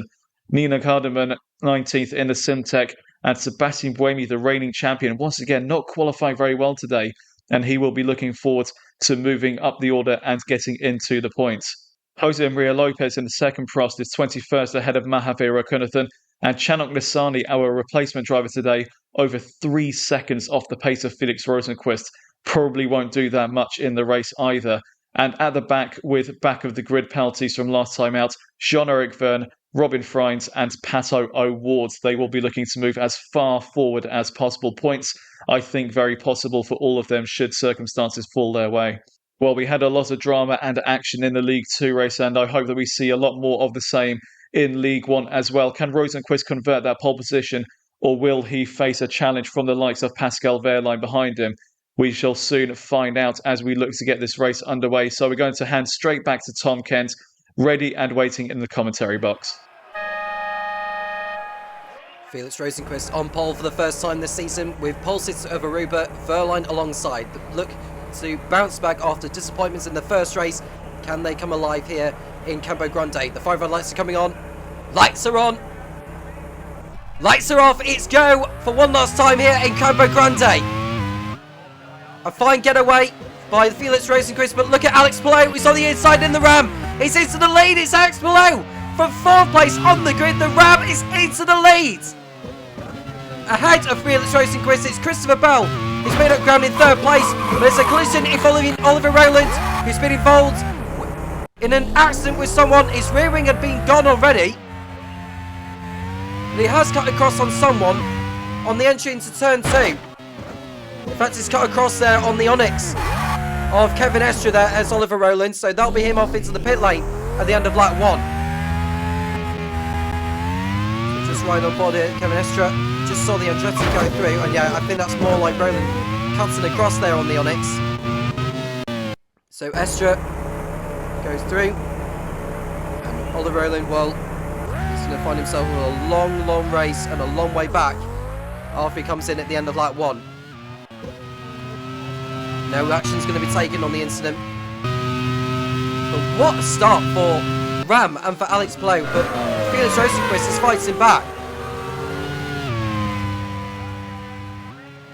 So it's Palou leading, Rosenqvist second, it's Bell third, it's Wehrlein, McLaughlin, Stoff Van Dorn is in 6th place for Carlin, it's Rio Hirakawa in the Minardi in 7th, Linus Lundqvist is 8th for Andretti, Kevin Estra is 9th for Onyx, and in 10th position is the Fonmatel of Antonio Felix da Costa. Scott Dixon is 11th ahead of Louis Foss, and it's Jake Dennis in 13th place ahead of Nolan Siegel and Rafael Marciello. Oliver Rowland will be in the pits at the end of lap number 1. Just in a collision there involving Igor Fraga and Rafael Marciello. We'll get a replay of that because it looked like Igor Fraga just barsed Marciello out of the way in order to gain the position.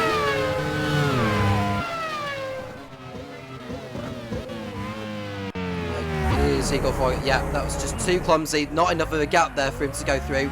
And Marciello lost positions as a consequence.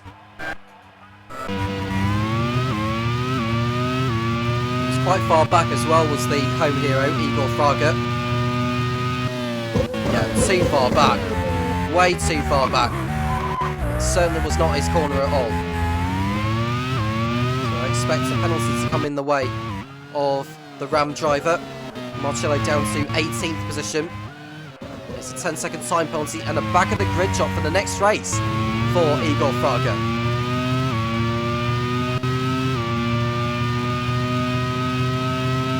Christopher Bell in 3rd position, which is where he ended up in the last race in Aruba after dominating.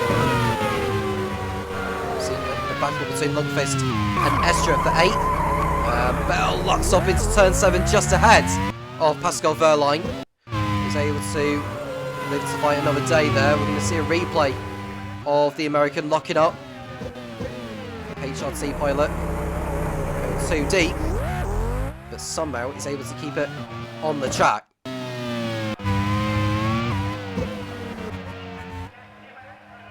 At least HRT have got 2 drivers in the top 5 right now. Nice blow with a new fast lap of the race.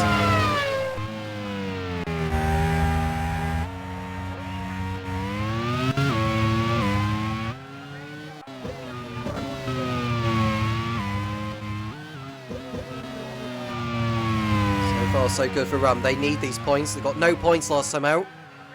But at this stage of the season, if you can get points on the board, that'll be all the world of good for the team, who are tipped by many for an immediate return to League 2 next season. See Christopher Bell in third place, just ahead of Pascal Verline. Heading through turn 6, looking at Kevin Estra. Going through on Linus Lundqvist. This is for 8th position, and he's made the move stick. Nice overtake there from the Frenchman. Kevin Estra through. Next man ahead of him is Ryo Hirakawa. See the leaders coming through. There's Jake Dennis running wide. The front wing gone on the car. No, he just needs to be careful. He doesn't reach on into the path with another driver, but he has done. And that's his race over for Jake Dennis. The moment he made that mistake, it was bound to happen that he came back into the path of another driver, and it was Rafael Marcello that ran into him. Now we need to get an on-board view from the Force India,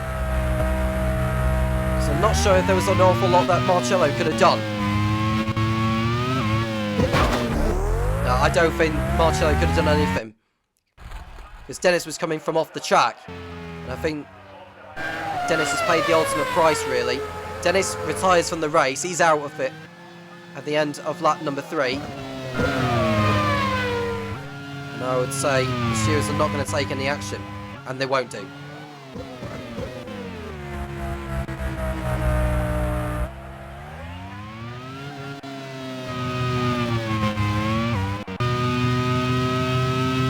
Back towards the front. Christopher Bell running in 3rd place. Lundqvist is under attack here. Well, so he was, from Antonio Felix da Costa, and the Fonmetal has gone up in smoke just behind, and it looks like da Costa's race is going to be run already.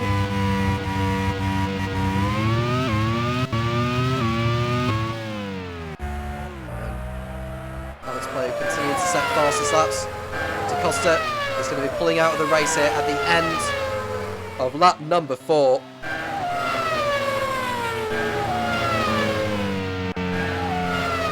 Just needs to be careful it doesn't become a problem to the other drivers here.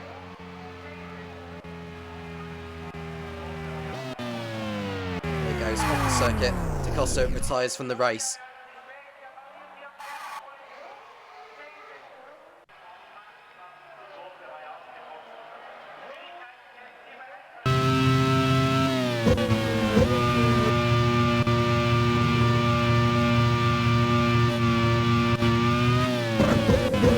Alex Blow ahead of Felix Rosenquist, looking at Nolan Siegel in the Simtech. Nolan toe to toe with Louis Foster.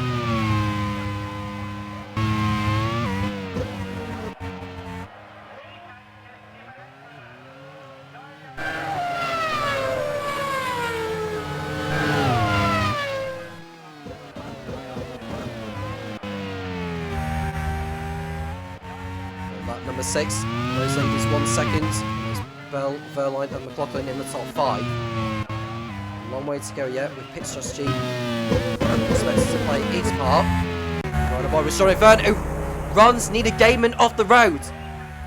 And Verne will pick up a time penalty for that. And just like with Igor Fraga, Verne came from way too far back heading into turn 1. It was a complete dive bomb. He tried a move that wasn't going to work. That's not going to please the Simtech team boss, Liv Simtech. Nina Gaiman tries to get back on the circuit. She does now, but she's lost places. And Verne will pick up a 10-second time penalty and a back of the grid penalty for the next race in La Plata.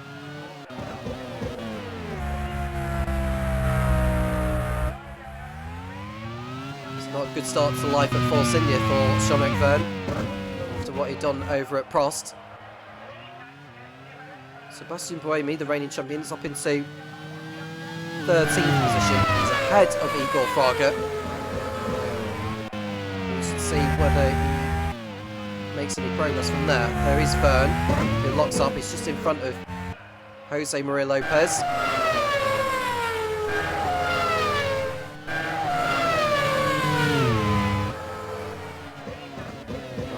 Behind. Looks like Matavira Gunathan. Shannon Pisani is further back. We expect to see off the pace throughout this one. Shannon Pisani, who substituted for Matavira Gunathan in the League One Panu Grand Prix last season, making his second start here.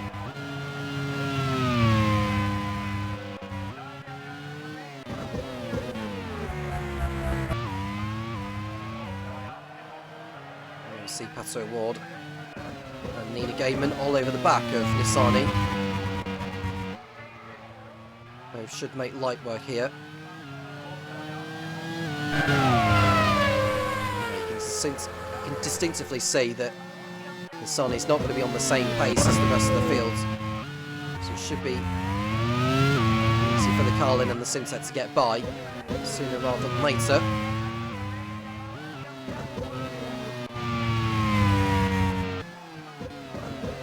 Gunathan to get through on Marcello, but not quite so yet.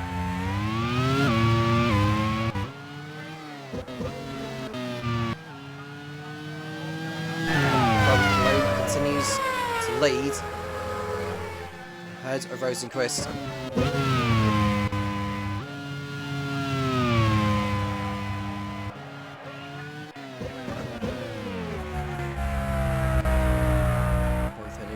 Turns 7 and 8.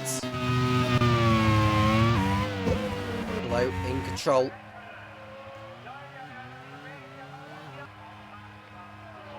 Bell is holding up Verline and McLaughlin.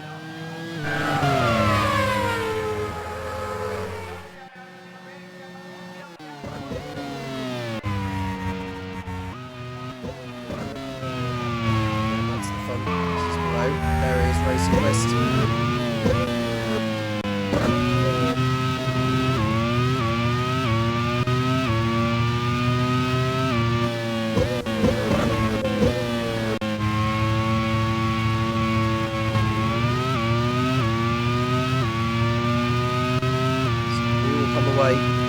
Victory here at Campo Grande, one of the many new venues of the Grand Prix Series this season.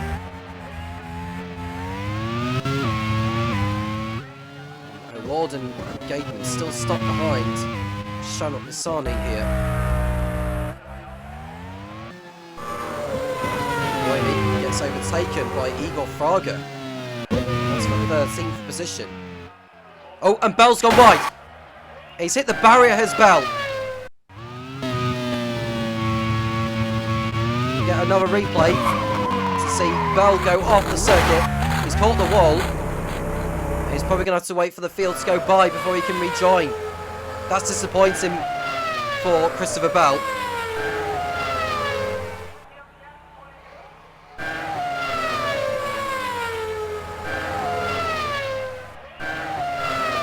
He's back on the circuit. He's down to what looks like 20th position for the American.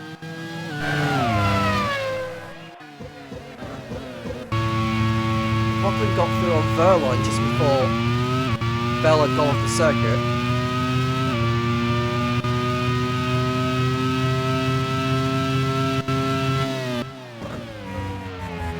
You see further back, Ward and Gaydon still stopped behind Nissani. This could end up being the battle of the race if it carries on.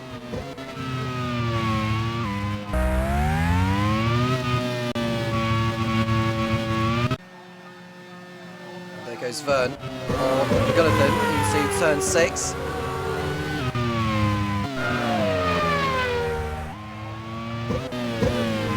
Bell is doing his best to get back into the action here.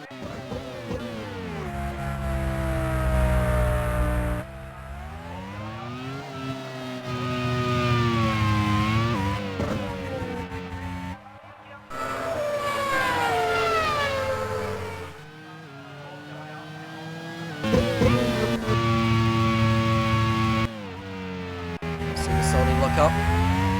No way through just yet for O'Ward or for Gaydman.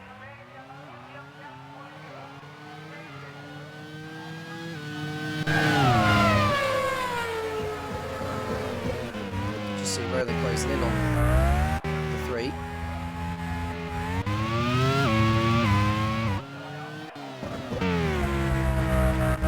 Back on board with Scott McLaughlin, running in 3rd place now. Able to rebound from his early exit in Aruba.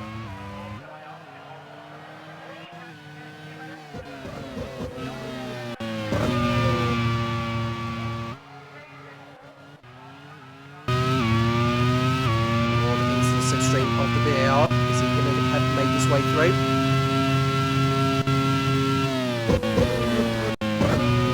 Quite so. It's frustrating for Carlin. Seems like a good well do for Kramer in a moment. Not that it bothers Pillow by any means. He's to lead by over a second on the arrows of Felix Rosenquist.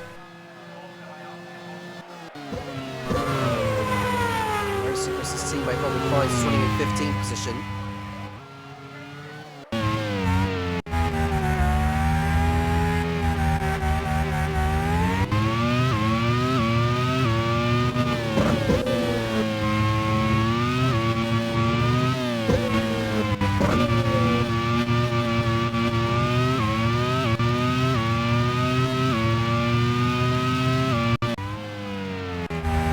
See the leaders once more.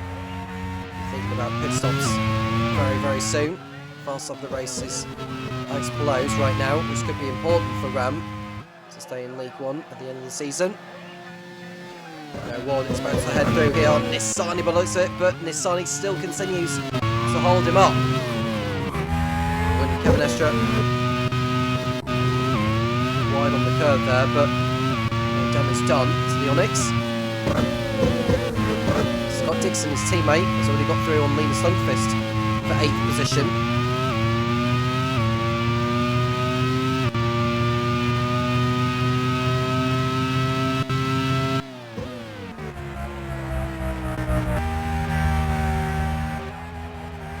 There is Sami continuing to hold up O'Ward, Gademan, and now Roland.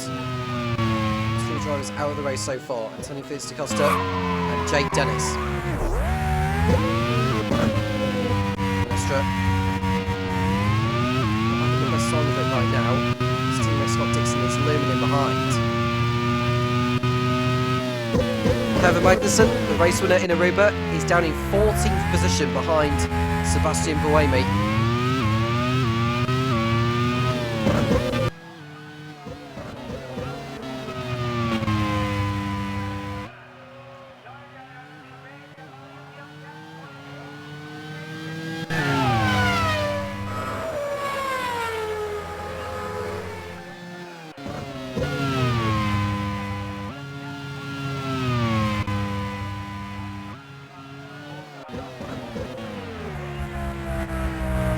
The Ram, and there is the arrows behind. They're continuing on their way.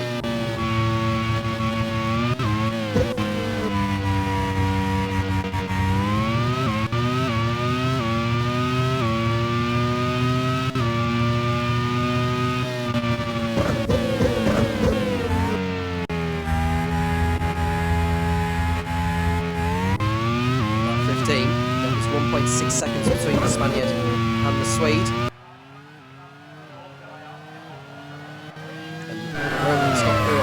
Gaden in full position. Can we find a way through on O'Ward whilst he's been stuck behind Lasani for so long?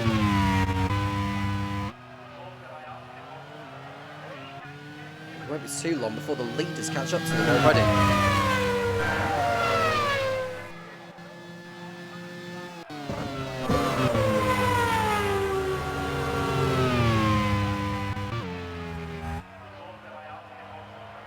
So we are coming onto the pit straight. O'Ward still not finding a way through on Lasani.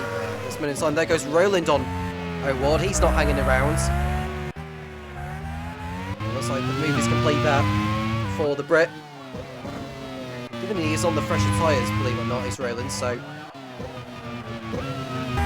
in at the end of lap 1 for repairs.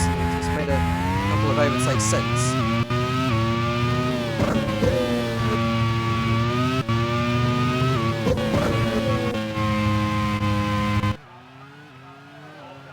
See Roland. behind Sani in a moment here. And so Ward has something to say on that.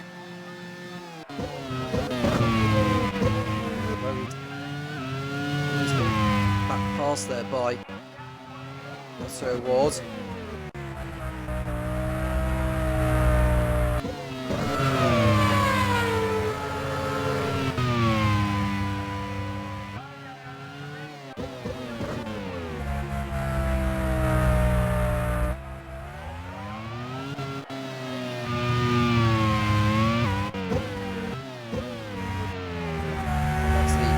Battle for 21st place. I can't believe I've been saying it at this stage of the race here. But it is Shannon Sani ahead of Oliver Rowland. Scott McLaughlin in 3rd place towards the front end of the field.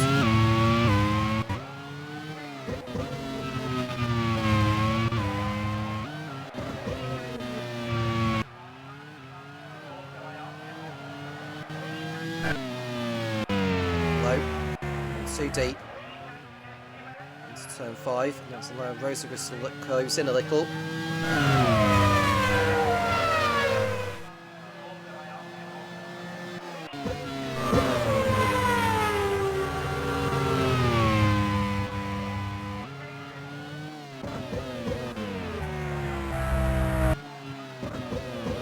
Lachlan was in 3rd position in the HRT. Was just inside the points, not anymore because Nolan Siegel has got ahead of him. As the Synset through into 10th place. Next driver ahead of him will be the Andretti of Linus Lundqvist.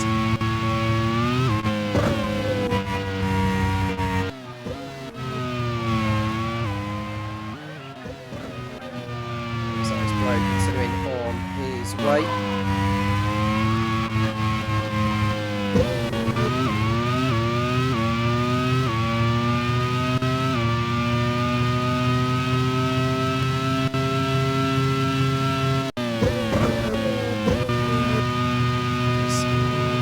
Camera shot at the Soni's car, who's over half a minute off the next car ahead of him. That's Christopher Bell. These will be coming up to lap them in a moment or so. And we're only on lap 18.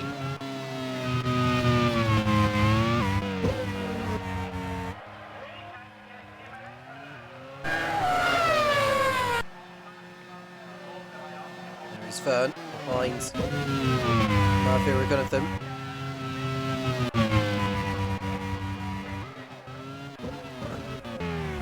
And Lundqvist's car is on fire, and this will mark the first retirement of his Grand Prix Series career.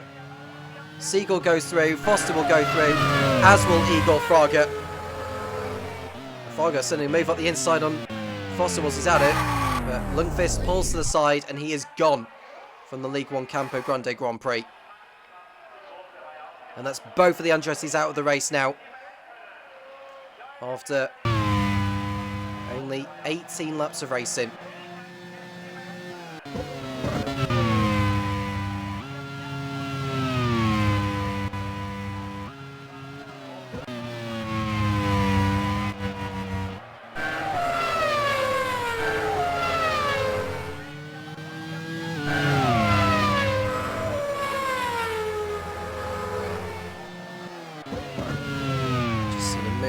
In the background, that's one of the 4 cylinders, and that's Sean McVern going through on Jose Maria Lopez. And Alex Blake coming on to lap back markers now. First up is Nina Gaidman.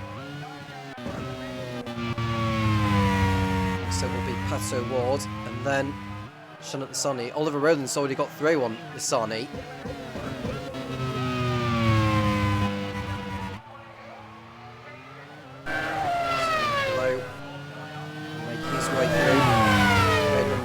Take advantage of Nova Door here to get through on Pato Ward.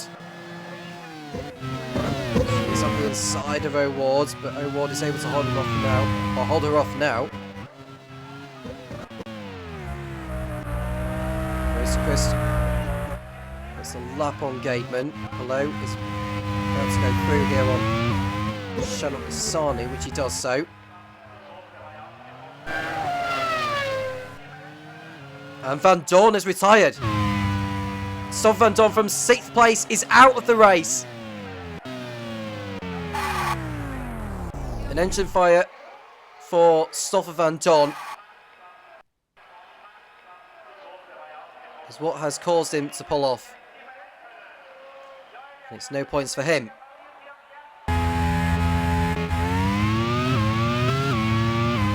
Just seen Stoffel probably going through on the back markers there. Nolan Siegel's coming for his first pit stop of the race. The same for Louis Foster.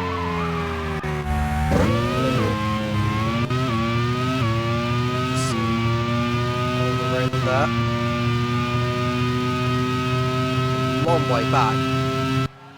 Lots of Siegel and Foster. Gaiman gets lapped by Pascal Wehrlein.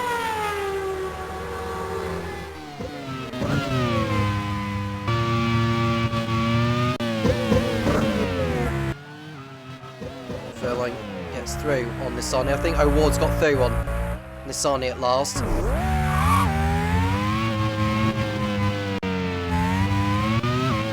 Some pit lane activity now. Palou comes in from the lead. I think Rosenquist has come in as well. No, it's Wehrlein that's in. Which allows Rosenquist to go into the lead. Gateman has decided she's had enough. Been stopped behind Shannon Pisani. Scott Dixon pitting in, also for Onyx. So those are your top two for now. And Rafael Marcello locks up at the last, or the penultimate corner of the circuit.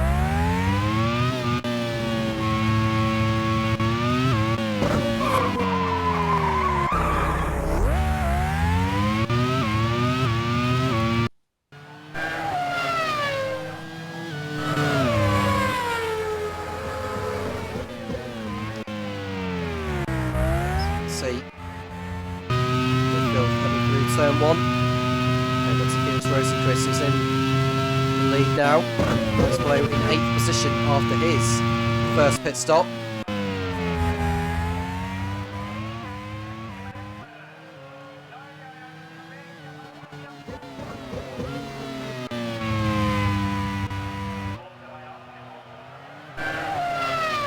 Oliver Owen pitting in for his first scheduled one. Rosenquist is in, a lap after Alex Palou. So Scott McLaughlin is the new race leader for the time being. Kevin goes up to 2nd place. As we see Palou lock up into turn 8. He's behind Kevin Magnussen, who pits in now.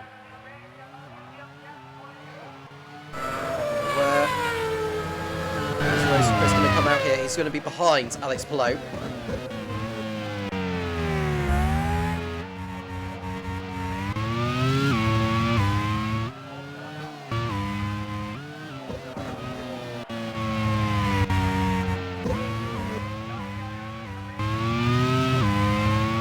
Sonic, who's just made his pit stop, has been overtaken by Nina Gaidman now.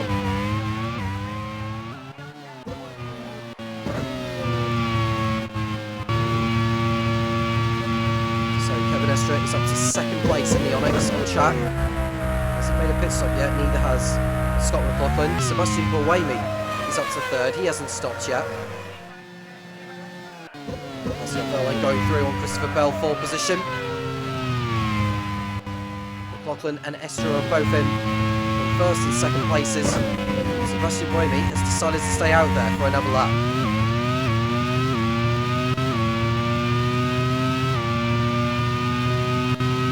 When he goes into the lead, he's now 2nd. What about Rosenquist? But no, McLaughlin's out ahead of Rosenquist, in fact. So, change for position, McLaughlin ahead of Rosenquist into a net 2nd place. Just ahead of the Arrows pilot. What has Rosenquist got in response? Now turn 5. Just running in the slipstream here. There goes Nolan Siegel. This is on, I think that's Shannon Masani, which is lapping that. Vern goes off the circuit and he's crashed out of the race. It's been another messy race for Sean Vern. found the barrier, running way too deep.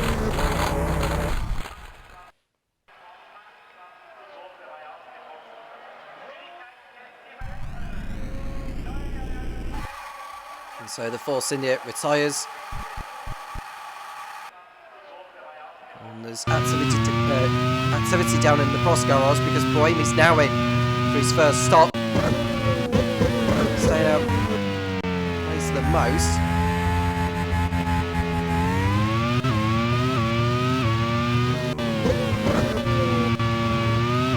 Fall back out of the points for Bohemi. Bell is also in.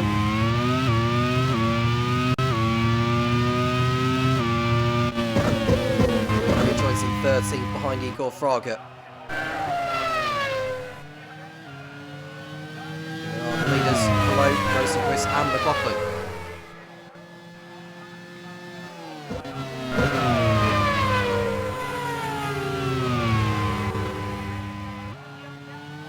So Ward pitched in for Carlin.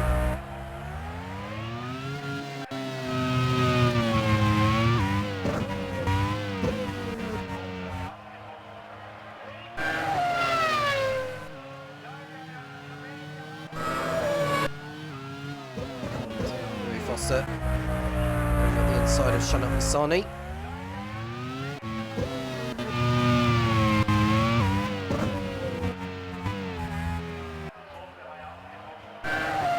Farga has made his way through on the BAR to lap.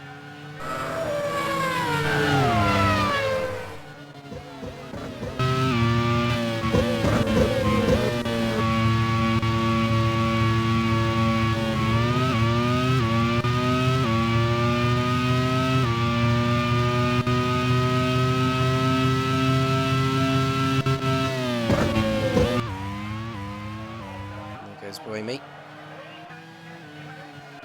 Anderson will follow suit as well.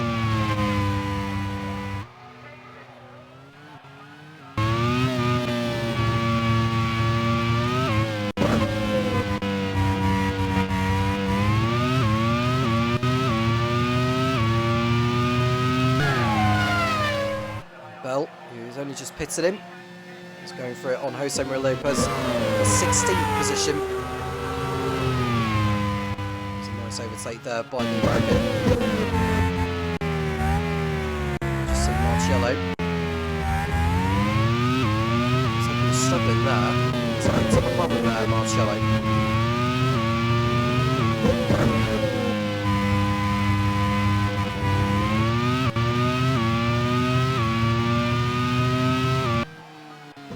Yurikawa goes through on Marcello on the inside. I think Marcello's got a problem here because it's not usually an overtaking spot for Minardi to get through. I think he is struggling now as Marcello Dixon should go past him with ease.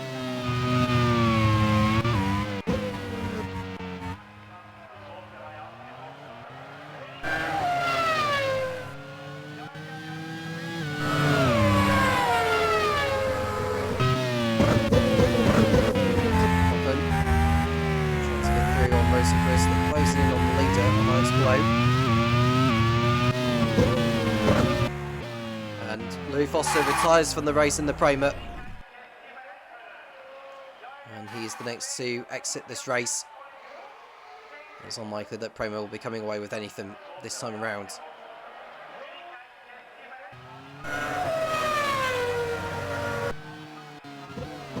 So was lapping himself from the arrows of Robin Frines.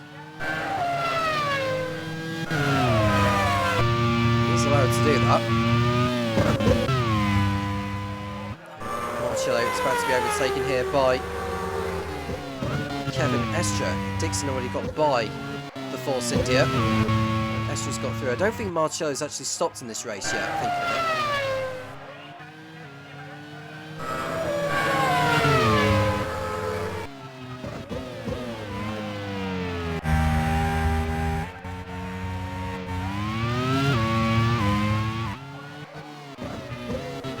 Lap 29. It's a great start for Alex Blow.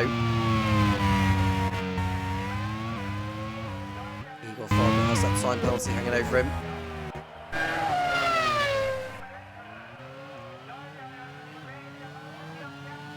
More drivers lapping Shannon Hassani.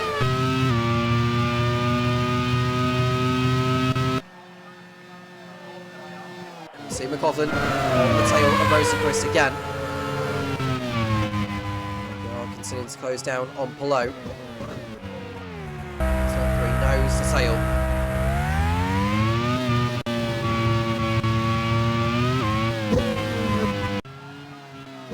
See Rio Hirakawa. Oh, he's made contact with Fines. He's barged him out of the way to make to get that move done. And I would say that is going to be a penalty going in the way of Rio Hirakawa. Got through on the sim set to lap, but then just didn't notice Fines was there. It certainly wasn't his corner either. Rio Hirakawa is going to pick up a 10-second time penalty for the collision. Oh, Chris going a little too deep, and I think he's got back ahead of McLaughlin now as Rosenquist. He is through into second place. Here's the Arrows pilot.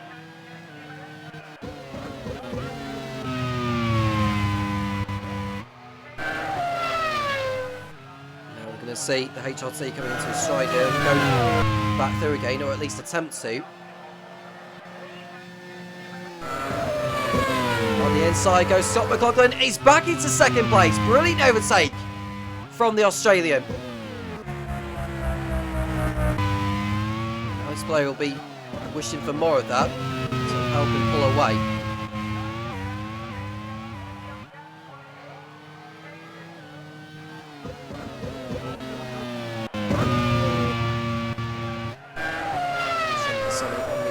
There in 20th position, 6 drivers out of the race: Louis Foster, Sean Byrne, Stolt Van Dorn, Linus Lundqvist, Antonio Felix da Costa, and Jake Dennis. And Robin Fines. An attack here from Kevin Estra and Scott Dixon.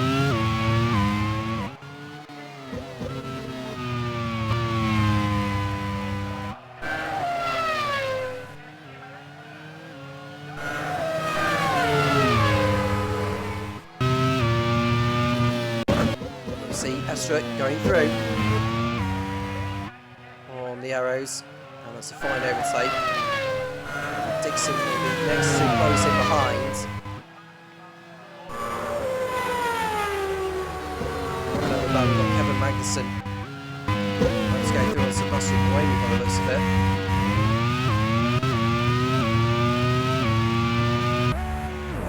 There is Dixon.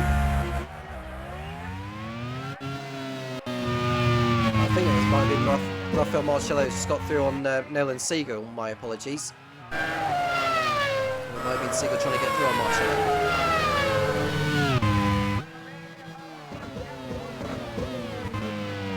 Towards the face of the race where the one-stoppers will soon be coming in.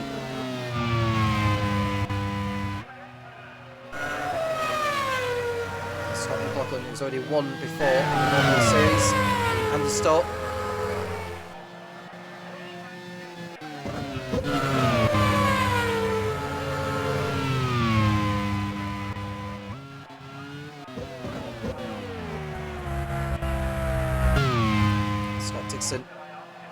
Heading through on Robin Fines, 4th position here, and he is through at last though is Dixon. Nolan Siegel's got through on Rafael Marcello. What's that has been going on?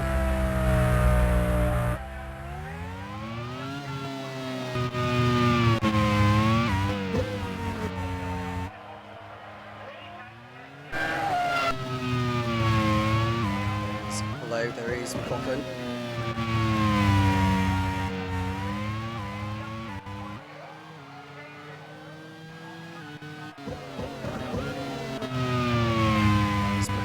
Range to attack Alex Palou heading into turn 6. Well, they're on the back straight now. This could be McLaughlin's best chance to take the lead here. And there goes Scott McLaughlin. So much more speed than Palou. And he's up the inside. And it's a change of lead for Scott McLaughlin and for HRT. They're in front. They lead the League One Campo Grande Grand Prix. So much more straight line speed than the Ram. Now can McLaughlin hold on to it and take a brilliant victory from here?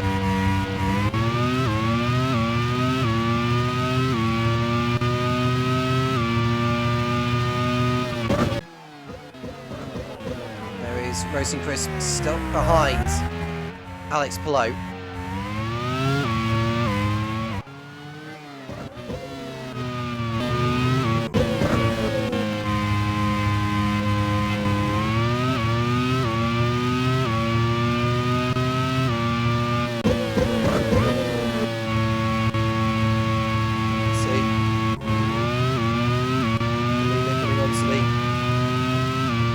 Once more. A brilliant race so far for him. His teammate made that mistake at the penultimate turn, which drops him back.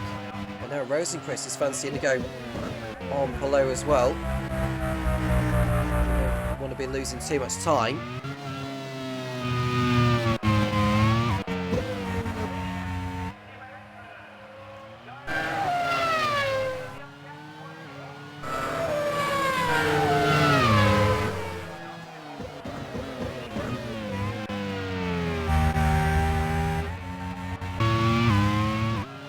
Second half of the race now. Scott McLaughlin into the lead for HRT. Won once in League One, but it did win on a number of occasions in Season 2 when they were in League 2. And there's an engine blow up. It's over at Simtech, and Nolan Siegel is about to pull out of the race, and that's a huge shame for the team. Pulls off on the exit of Turn 1. And in Siegel's second race in this championship, he is out. And Rosenquist has got past Alex Palou by the looks of it, and he's into second place now as the Arrows driver. We didn't see the overtake, unless Palou's fought back actually, but Rosenquist holds him off and he's through into second position.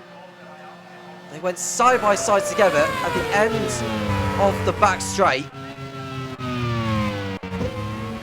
Palou braved it round the outside, but Rosenquist was always going to have the inside line for Turn 7, and that's enough for him to go through at last.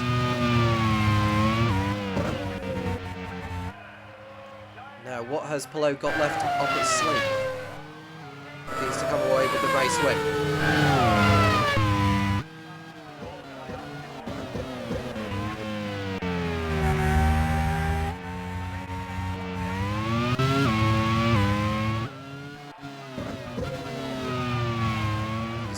Turns 2 and 3. There's a pit stop over at Force India. Rafael Marcello comes in. That will drop him down the order. Probably rejoin behind Robin Frines.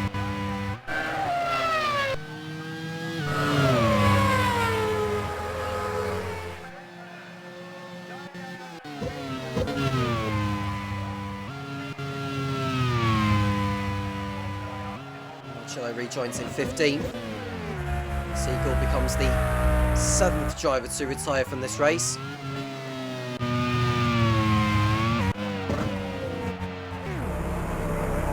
Ward locking up, keeping the car on the circuit.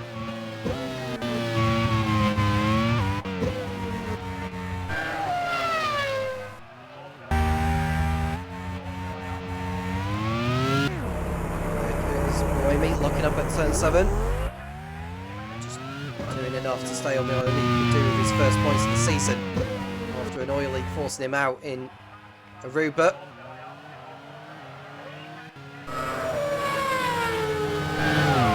Cross came away with 6 championship points in the first round.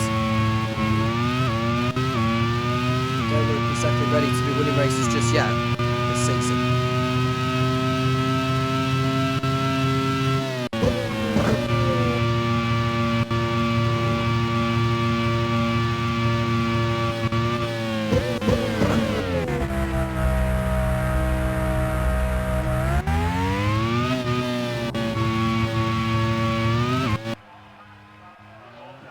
McLaughlin is just coming up to lap Oliver Rowland. He's running in 16th position for Kramer.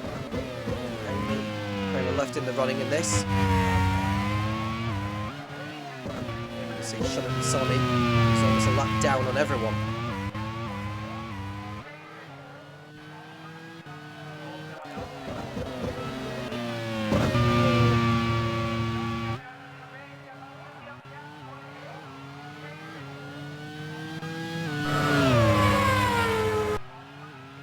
Here's McLaughlin. 2 seconds clear over Rosenquist. And there's an engine blow up there, and that is Pato O'Ward. And it's both of the Carlins that are going to be pulling to the sidelines, or pulling to the side here, just as they did in Aruba. Pato O'Ward retires from 17th position. Just be careful he doesn't become an obstacle here to Nina Gademan behind. There goes Gademan.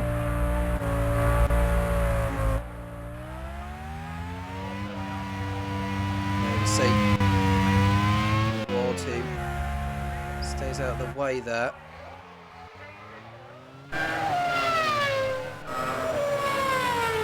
Just see almost going across on the Onyx on the pit straight. Maybe the Onyx is getting through. And there's been a change, and McLaughlin's out! Scott McLaughlin out from the lead on lap number 39. And he got nudged off the circuit as well by Rosenquist. I don't think any action will be taken to that, because McLaughlin was pulling off anyway and he should have been doing so. But that's him gone from this race. And into the lead goes Felix Rosenquist. O'Ward pulls off the circuit. So that's 2 more cars gone from this one.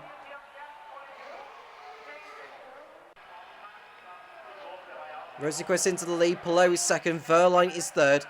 Rio Hirakawa, with that time penalty hanging over him, is in 4th place. If the race was to end now, he would drop 2 positions at the expense of Kevin Estre and Scott Dixon.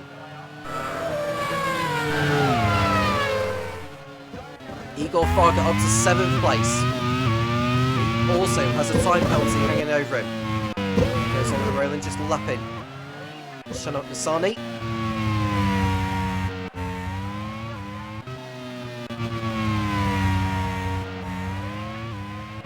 Igor Fraga's time penalty would drop him to 10th position behind Christopher Bell.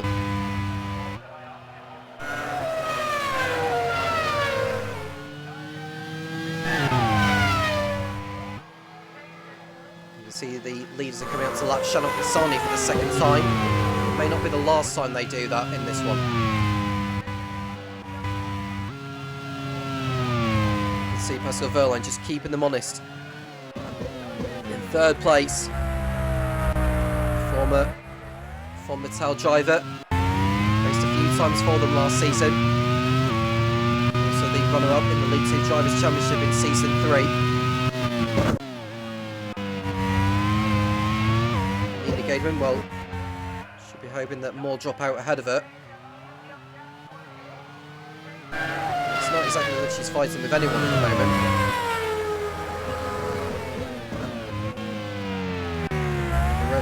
Quite a long way up the road ahead of her. You can see Alex below putting a lap on Shannon Pisani. He is really getting out of the way.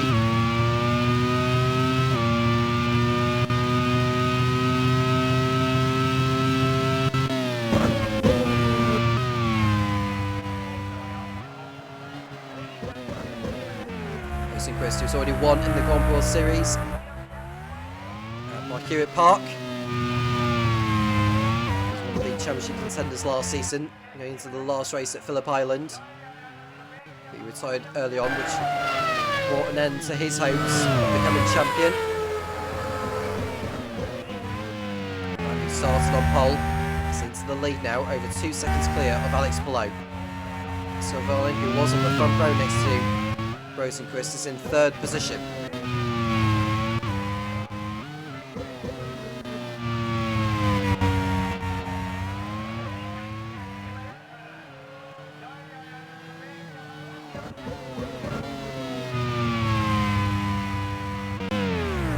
pits comes Murphy Regunathan. It's a loose wheel on his BAR.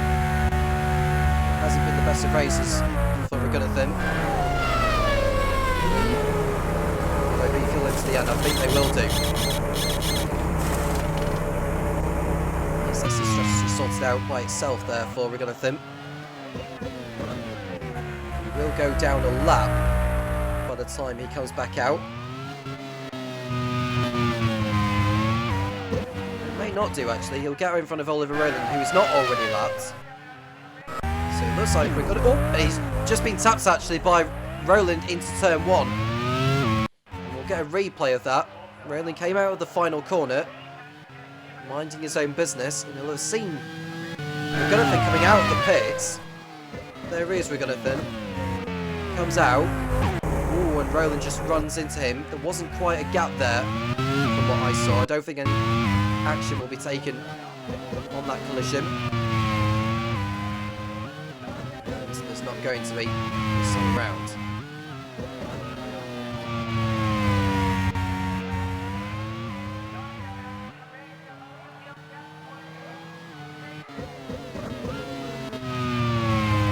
Now on lap 43, approaching the 2/3 mark of this. It's looking good for Arrows.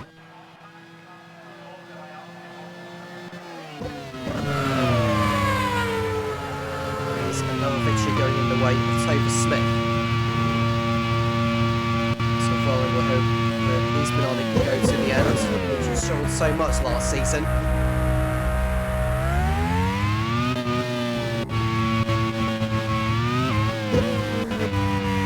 There's a pit stop now over at Arrows.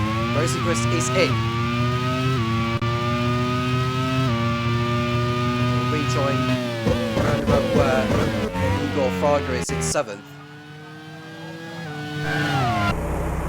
Magnussen locking up in the Von Mattel just ahead of Christopher Bell.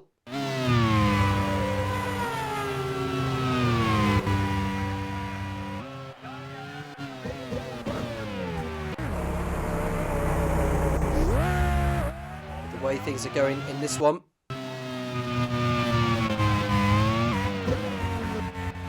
Could well be. Everyone is in the championship as I look. Rosenquist was to win this race. He would move probably up to 3rd place in the championship, where Dixon is and where Magnussen is. We've still got some pit stops to be done before this race is over anyway. That's playing well. Get to the end here. Will he be coming in at the end of the lap for a pit stop? The answer is no. He feels that it's best to carry on for now. Just needs to be wary of the back markers as well. So that could also play a part in how this race gets decided.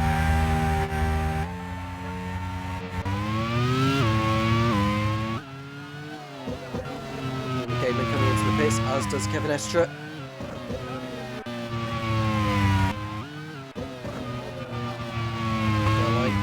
4 seconds behind. Here goes Hirakawa on Misani to lap.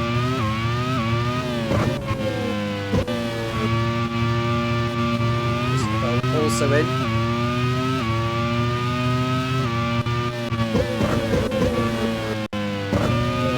9 drivers out of the race. Scott McLaughlin, Pato Ward, Nolan Siegel, Louis Foster, Sean Verne, Stoffel Van Dorn, Linus Lundqvist, Antonio Felix da Costa, and Jade Dennis. There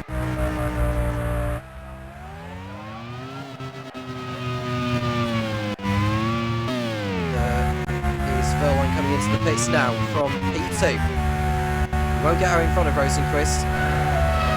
He should get out in front of Kevin Magnussen though.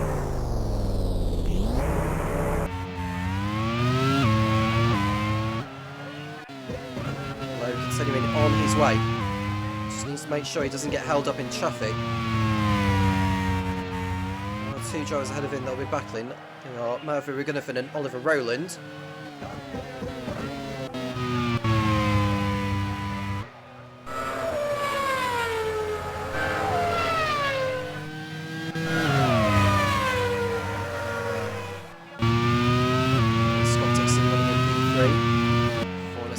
line, and Igor Fraga, after a really good race, is coming to a slowdown in the ramp.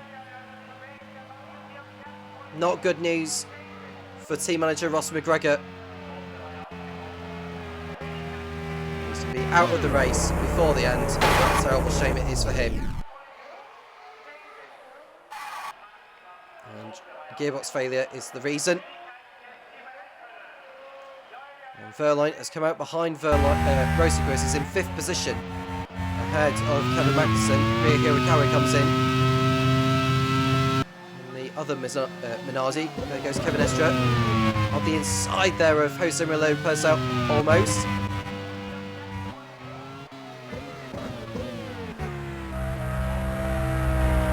Kevin Magnussen pitting in for Mattel. Looks like battle for the points are going to go to the end. Lopez coming into the pits for Cross.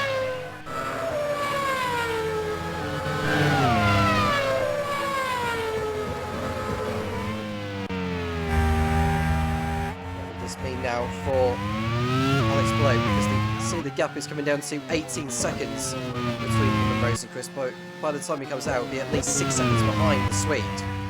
But at least he'll be on fresher tyres to his rival. He's in now, is Palou. Unless Dixon pits in, which he does so, he would have been in the lead, but it's Rosenquist who will take the lead from Alex Palou. What about Pascal Verline? Because he pitted in a couple of laps before. Has he done enough to get in front of Alex Palou? The answer is no on this occasion.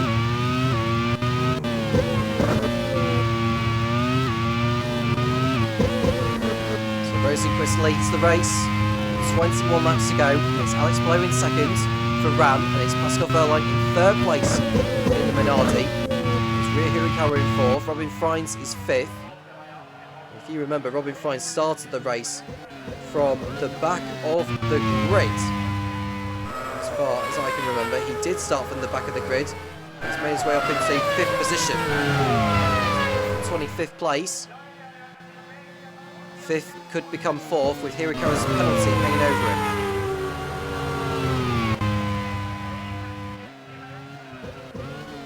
Palou is now stuck behind Shannon Pisani, and that's allowed Pascal Verline to close in. And Pisani's coming into the pits now, so that's sorted out, but Palou has lost ground to Rosenquist. And that last sector alone, he's lost something like 1.6 seconds. He'll be furious with that.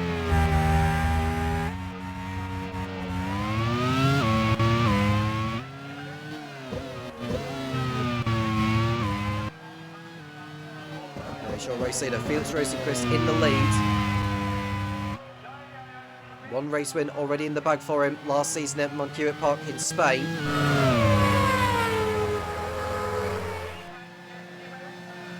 Arrow's going to be coming away with the race winning champagne here.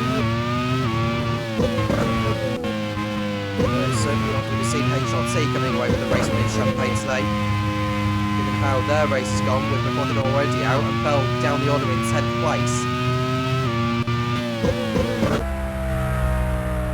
This is a battle that's brewing now between Palou and Verline for 2nd place. With Hirakawa in 4th place, if he can pull out enough of a margin, he may be able to keep hold of 4th position ahead of Estra, Dixon and Co.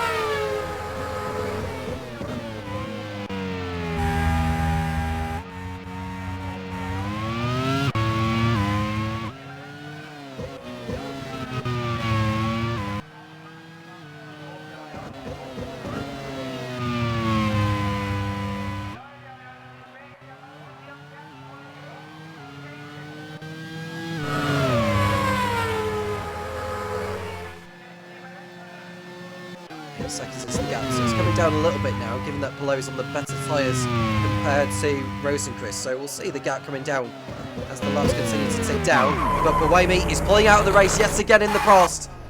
It's another miserable result for the team.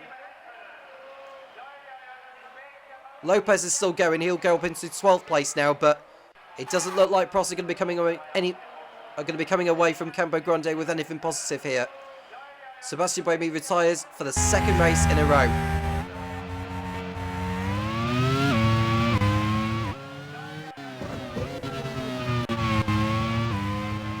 Christopher Bell goes up to 9th and Kevin Magnussen into the final points paying position in 10th.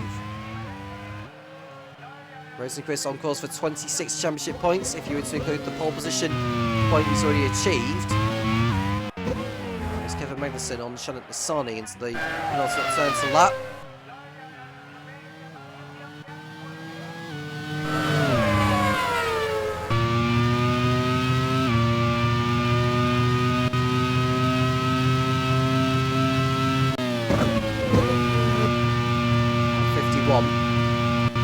Between Rosenqvist and below 7.9 seconds.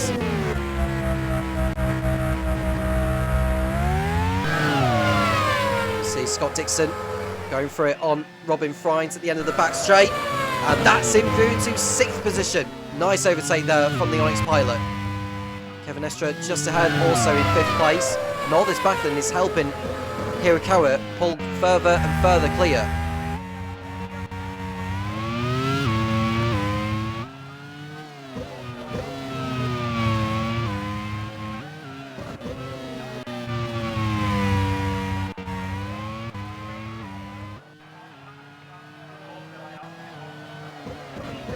Well, a little bit clear now of Verline. The gap coming down to 7.5 seconds on Rosenqvist. Just see behind Rosenqvist is Oliver Rowland, who's already lapped.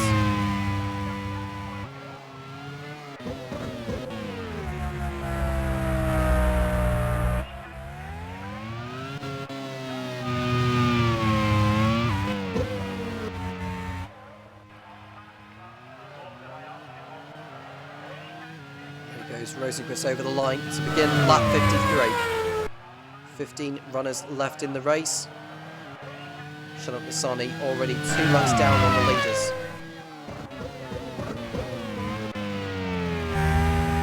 That is 7.2 seconds now between Rosenqvist and Palou. Palou getting the gap down all the time.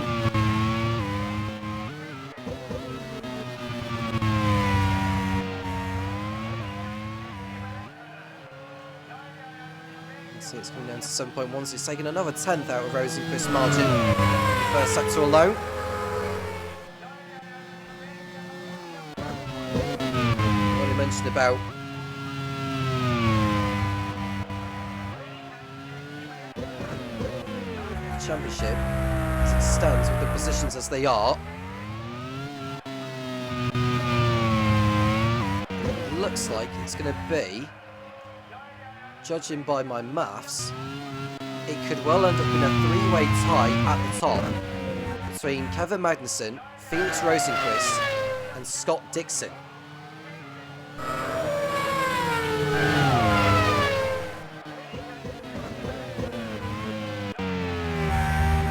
There's still some time left in the race for things to change.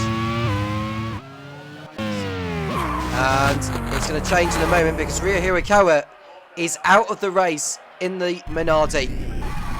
More reliability problems sidelining the team. Kevin Estre goes up to 4th place and Scott Dixon is now 5th. As it stands, he'll be leading the championship after this race.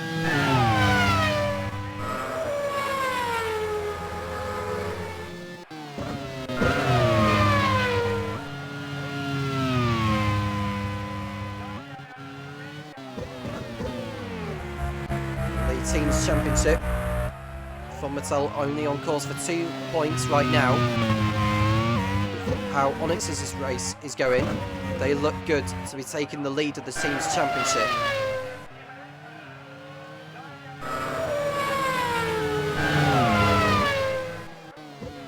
Force India looking good to open their points account for the campaign. As are BAR right now because Reganathan's up into the final points paying position. Arrows, after both of the cars not scoring, are on course for a win and for 6th.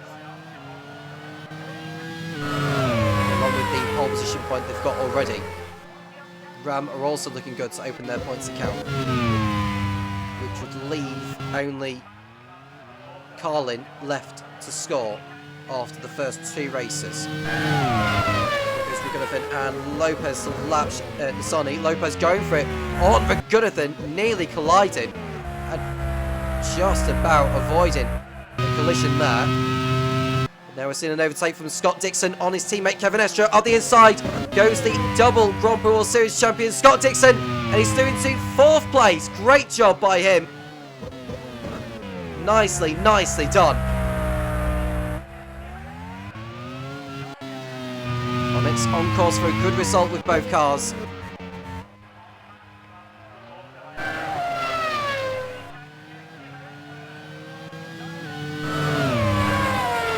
The way things are going, the teams in the bottom 3 of this race are set to be Simtech, BAR and Carlin.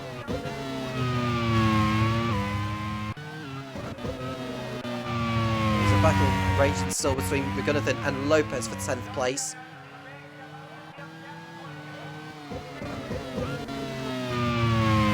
"12 drivers out of the race so far, 14 still going.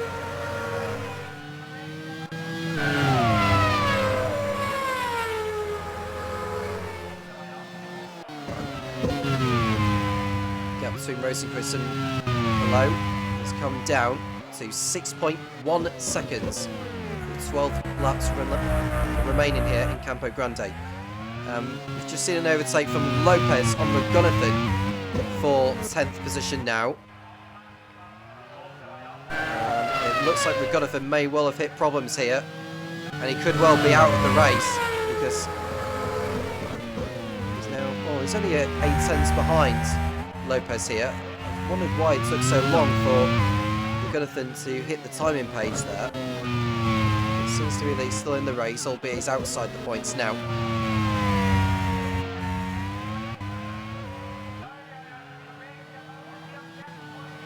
So Lopez is on course for another championship point for Prost.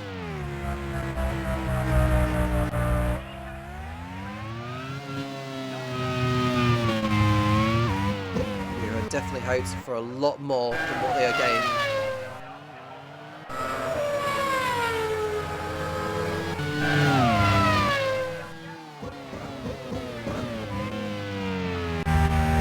Lead is going back up a little bit to 6.2. But below is doing all he can to keep up.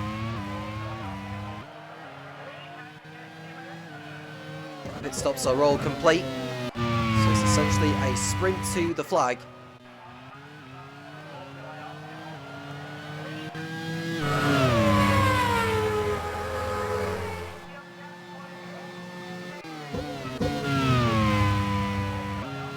Rosenquist is going to be able to lap Shannon Nisani rather shortly for the 3rd time.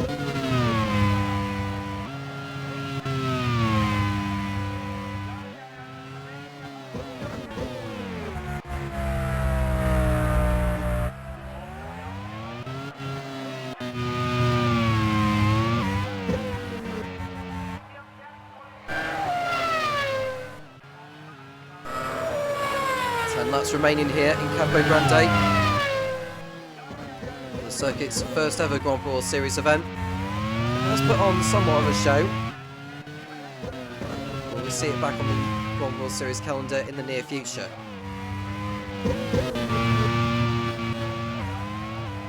Now looking at the ramp of Alex Palou on course for a brilliant 2nd place finish. Much needed points for Ram. How crucial could those points be at the end of the season?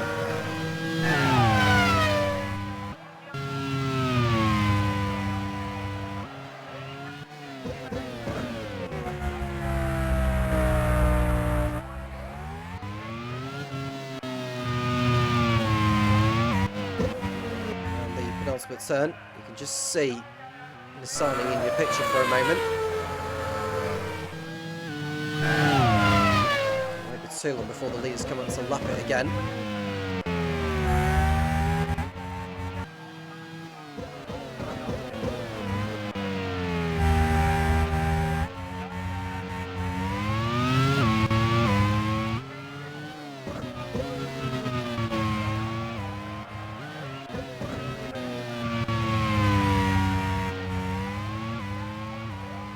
As it stands with the positions as they are, Scott Dixon will be leading the Drivers' Championship.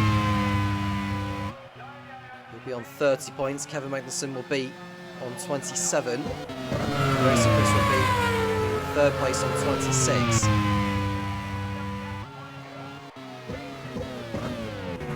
Christopher Bell is running in 7th position, on course for 6 championship points. He'll go on to 22. He'll be 4th in the standings.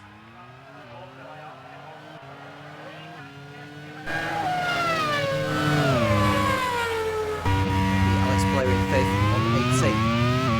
Or 19 rather, because he's got the point for fastest lap.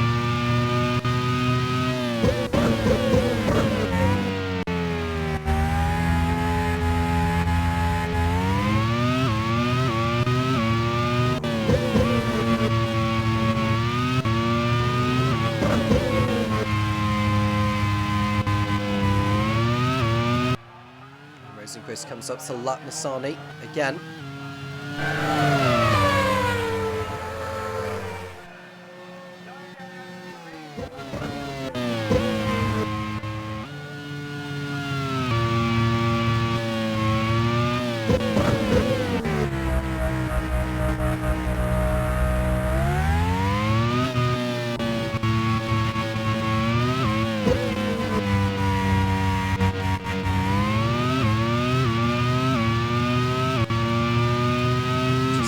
Remaining for Rosenqvist, on course for his second Grand Prix Series win. It'll be Harris's first win of the season.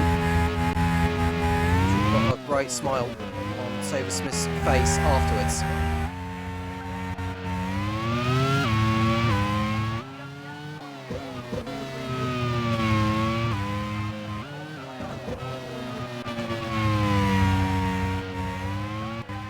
Next blow closing in on Oliver Rowland, who's coming up to the lap. Shannon Nissani.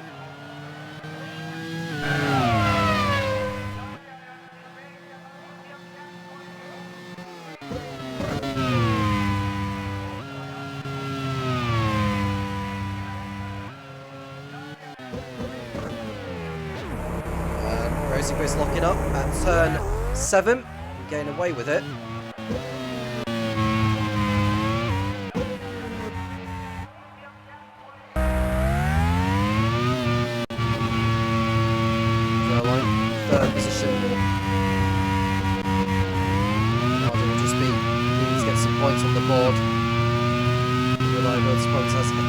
Have hindered him in the last couple of seasons. And Bell's just got by Robin Frines for 6th position. You can see a replay of the overtake. Was that a genuine overtake, or was that Bell getting through with ease? It looks like he got through genuinely that, and that's a really important overtake for Bell to get through into 6th position.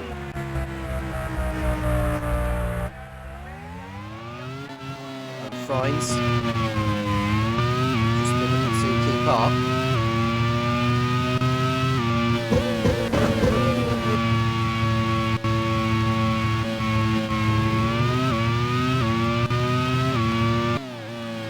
Gateman keeps Simtek on the circuit. A long way behind Oliver Rowland. Just want the race to end sooner rather than later.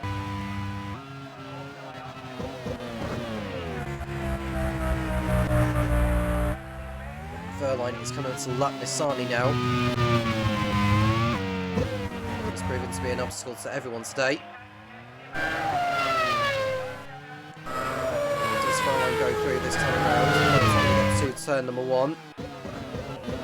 Doesn't go through just yet. Will Nissani adhere to the blue flags? Stays. Well, it's not making it easy for Verline. This is not helping Verline one bit.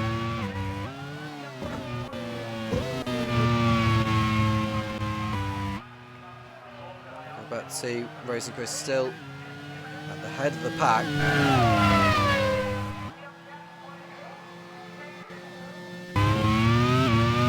Verline goes through on Nissani to lap.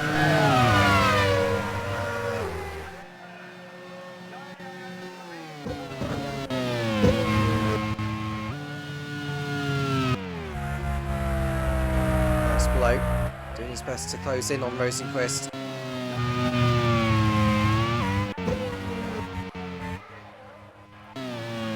See Lopez. A little too deep. Does well on the road. He's possibly going to be coming away with a point, but it's not quite what they were after. He's running in time.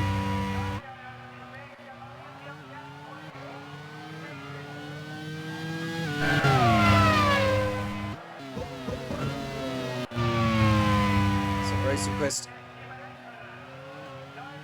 not far away from victory.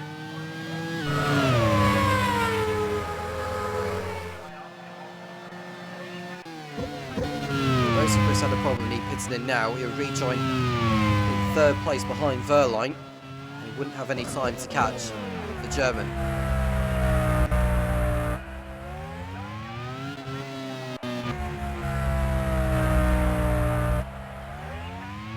Ram are getting some good points on the board after this one, thanks to their Spaniard Alex Palou. It was only one for them in Buenos Aires last season. Only two of them.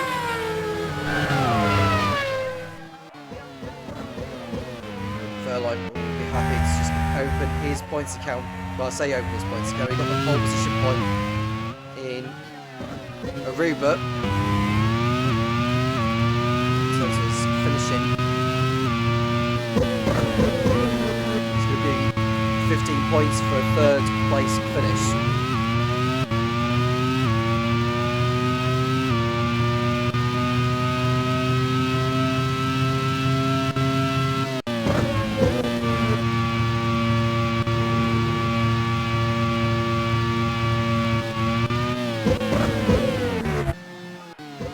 See Verline. Third place for Minardi. Giacomo Pagliaro still at the helm.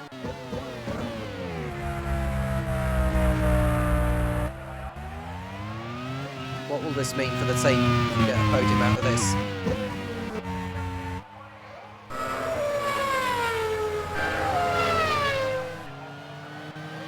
Bell is in 6th place, ahead of Robin Frines.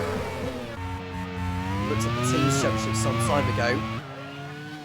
From Mattel are on course for 2 points, they'll move on to 37. Onyx are on course for 4th and 5th, that'll give them 22, they'll go on to 42. HRT look good for 8 points, we've seen Kevin Magnussen lock up.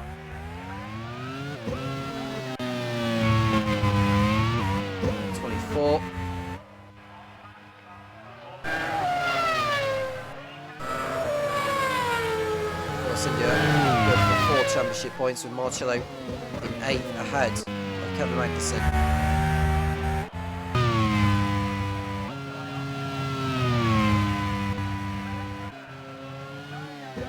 6 seconds is the margin between Rosenqvist and Palou. And Felix Rosenqvist is about to start the final lap of the race, and he has started it now. A solid race by the Swedes. Alex Palou staying in touch. There is your leader. Moments away, less than 3 kilometres away from picking up his 2nd Grand Prix Series win, and to get the Arrows team back into action. It's a 1st and a 7th they are going to be clinching, which will make Topher Smith all the more happy. And will also make Felix Rosenqvist all the more happy to see him bounce back after a disappointing ending to last season. At least he'll be picking up a win at an earlier stage to what happened last season. Felix Rosenqvist has driven a beautiful race, brilliant overtaking to get himself back into the lead after being on pole, and never looked back. Felix Rosenqvist exits the last corner to win the League One Campo Grande Grand Prix. A scintillating drive from the Swede for the Arrow squad in the reins of Topher Smith. What a drive from Rosenqvist. Alex Palou picks up Ram's first points and podium in League One by coming home in 2nd place, and the podium is rounded out by the Minardi of Pascal Verline. Scott Dixon 4th for Onyx. He moves into the lead of the Drivers' Championship. Kevin Estra, his teammate, will be 5th, ahead of Christopher Bell in 6th. And it's Robin Friends in 7th. Arrows get some good points after the race today. Rafael Marcillo 8th, Kevin Magnussen 9th, and the final point going to Jose Maria Lopez and for Prost. Matthew Ragunathan will miss out on points in 11th, followed by Oliver Rowland, Nina Gaiman, who are both a lap down, and Shannon Nassani, 3 laps down on today's race winner. It's a win for Felix Rosenqvist, his second in the Grand Prix Series, his first of the season here in Campo Grande. Alex Palou second, with Pascal Wehrlein in 3rd place. Then it's the 2 Onyxes of Scott Dixon and Kevin Estre in 4th and 5th. Christopher Bell in 6th place for HRT, followed by Robin Friends. Then it's Rafael Marcillo in the Force India in 8th. Kevin Magnussen 9th for Fomitel, and the final point going in the way of Jose Maria Lopez and for Prost. Matafia Ragunathan is 11th for BAR ahead of Oliver Rowland, followed by Nina Gaiman, who was also a lap down. Shannon Nassani, the last finisher, in 14th place. Ria Hirakawa retired from 4th position with a puncture. Sebastian Buemi also out again. Igor Fraga also missing out on points. Scott McLaughlin retiring from the lead. How costly could that be at the end of the season? Pato Award, Neil Siegel also out, along with Louis Foster, who we've lost. Sean O'Fern crashed out. Solver Van Dorn, Linus Lundqvist, Antonio Fitzcosta, and Jake Dennis were the remaining drivers to not finish the race. The point pole position going to Felix Rosenqvist, and the fast lap point going to Alex Palou. Rosenqvist bounces back after the disappointment in Aruba. He's in championship contention, but it's Scott Dixon who is the new championship leader. And just like last season, he leads the Drivers' Championship after the first 2 races, but we saw what happened when his Minardi broke down so many times afterwards. But it looks like Onyx are really, really very much in business. They lead both the Drivers' and the Teams' Championships after 2 races. That's going to please Ryan Ferris very, very much. It's time to run down on the League One Drivers' and Teams' Championships in the voice of Topher Smith, and I'll be back for the next round in La Plata in a couple of weeks' time. Topher, over to you. So a first win of the season for Felix Rosenqvist, getting his championship challenge off and running, while Alex Palou and Pascal Wehrlein join him for their first ever League One podiums in the Grand Prix World Series. Well done to them. But what has this race done to the championship standings? We'll take a quick look now. And consistency for Scott Dixon has put him to the top of the driver standings on 30 points, ahead of Kevin Magnussen on 27. Felix Rosenqvist taking the pole and the win today puts him on 26 points and 3rd in the standings. Christopher Bell 4th on 24, ahead of Alex Palou on 19. Pascal Wehrlein on 16 is 6th in the standings, ahead of Jake Dennis, Kevin Estre, Antonio Felix da Costa, and Oliver Rowland closing out the top 10 on 8 points. Looking at the teams, Onyx Grand Prix has moved into the lead of the Teams' Championship on 42 points, 5 ahead of Fonmetal on 37. Arrows up to 3rd on 32, ahead of HRT on 24. Ram Racing 5th on 19. Minardi 16, Andretti 13, Kramer 8, Prost 7, Simtech 4, and Force India Auto on 4, with BAR and Carlin still to get off the mark in this championship. Well, it has been another exciting day of action here in the Grand Prix World Series. A lot of things going on track today here in Campo Grande, and it is whetting our appetites for the rest of the season. It will be La Plata in Argentina next for round 3, after which there will be the first upgrade window of the season. So teams will be looking to get as good a result as possible to get those all valuable budgets ahead of the first upgrade window. Until then, thank you so much for tuning in. It's been a pleasure to have your company once again. I'm Topher Smith, and I will see you next time. Take care.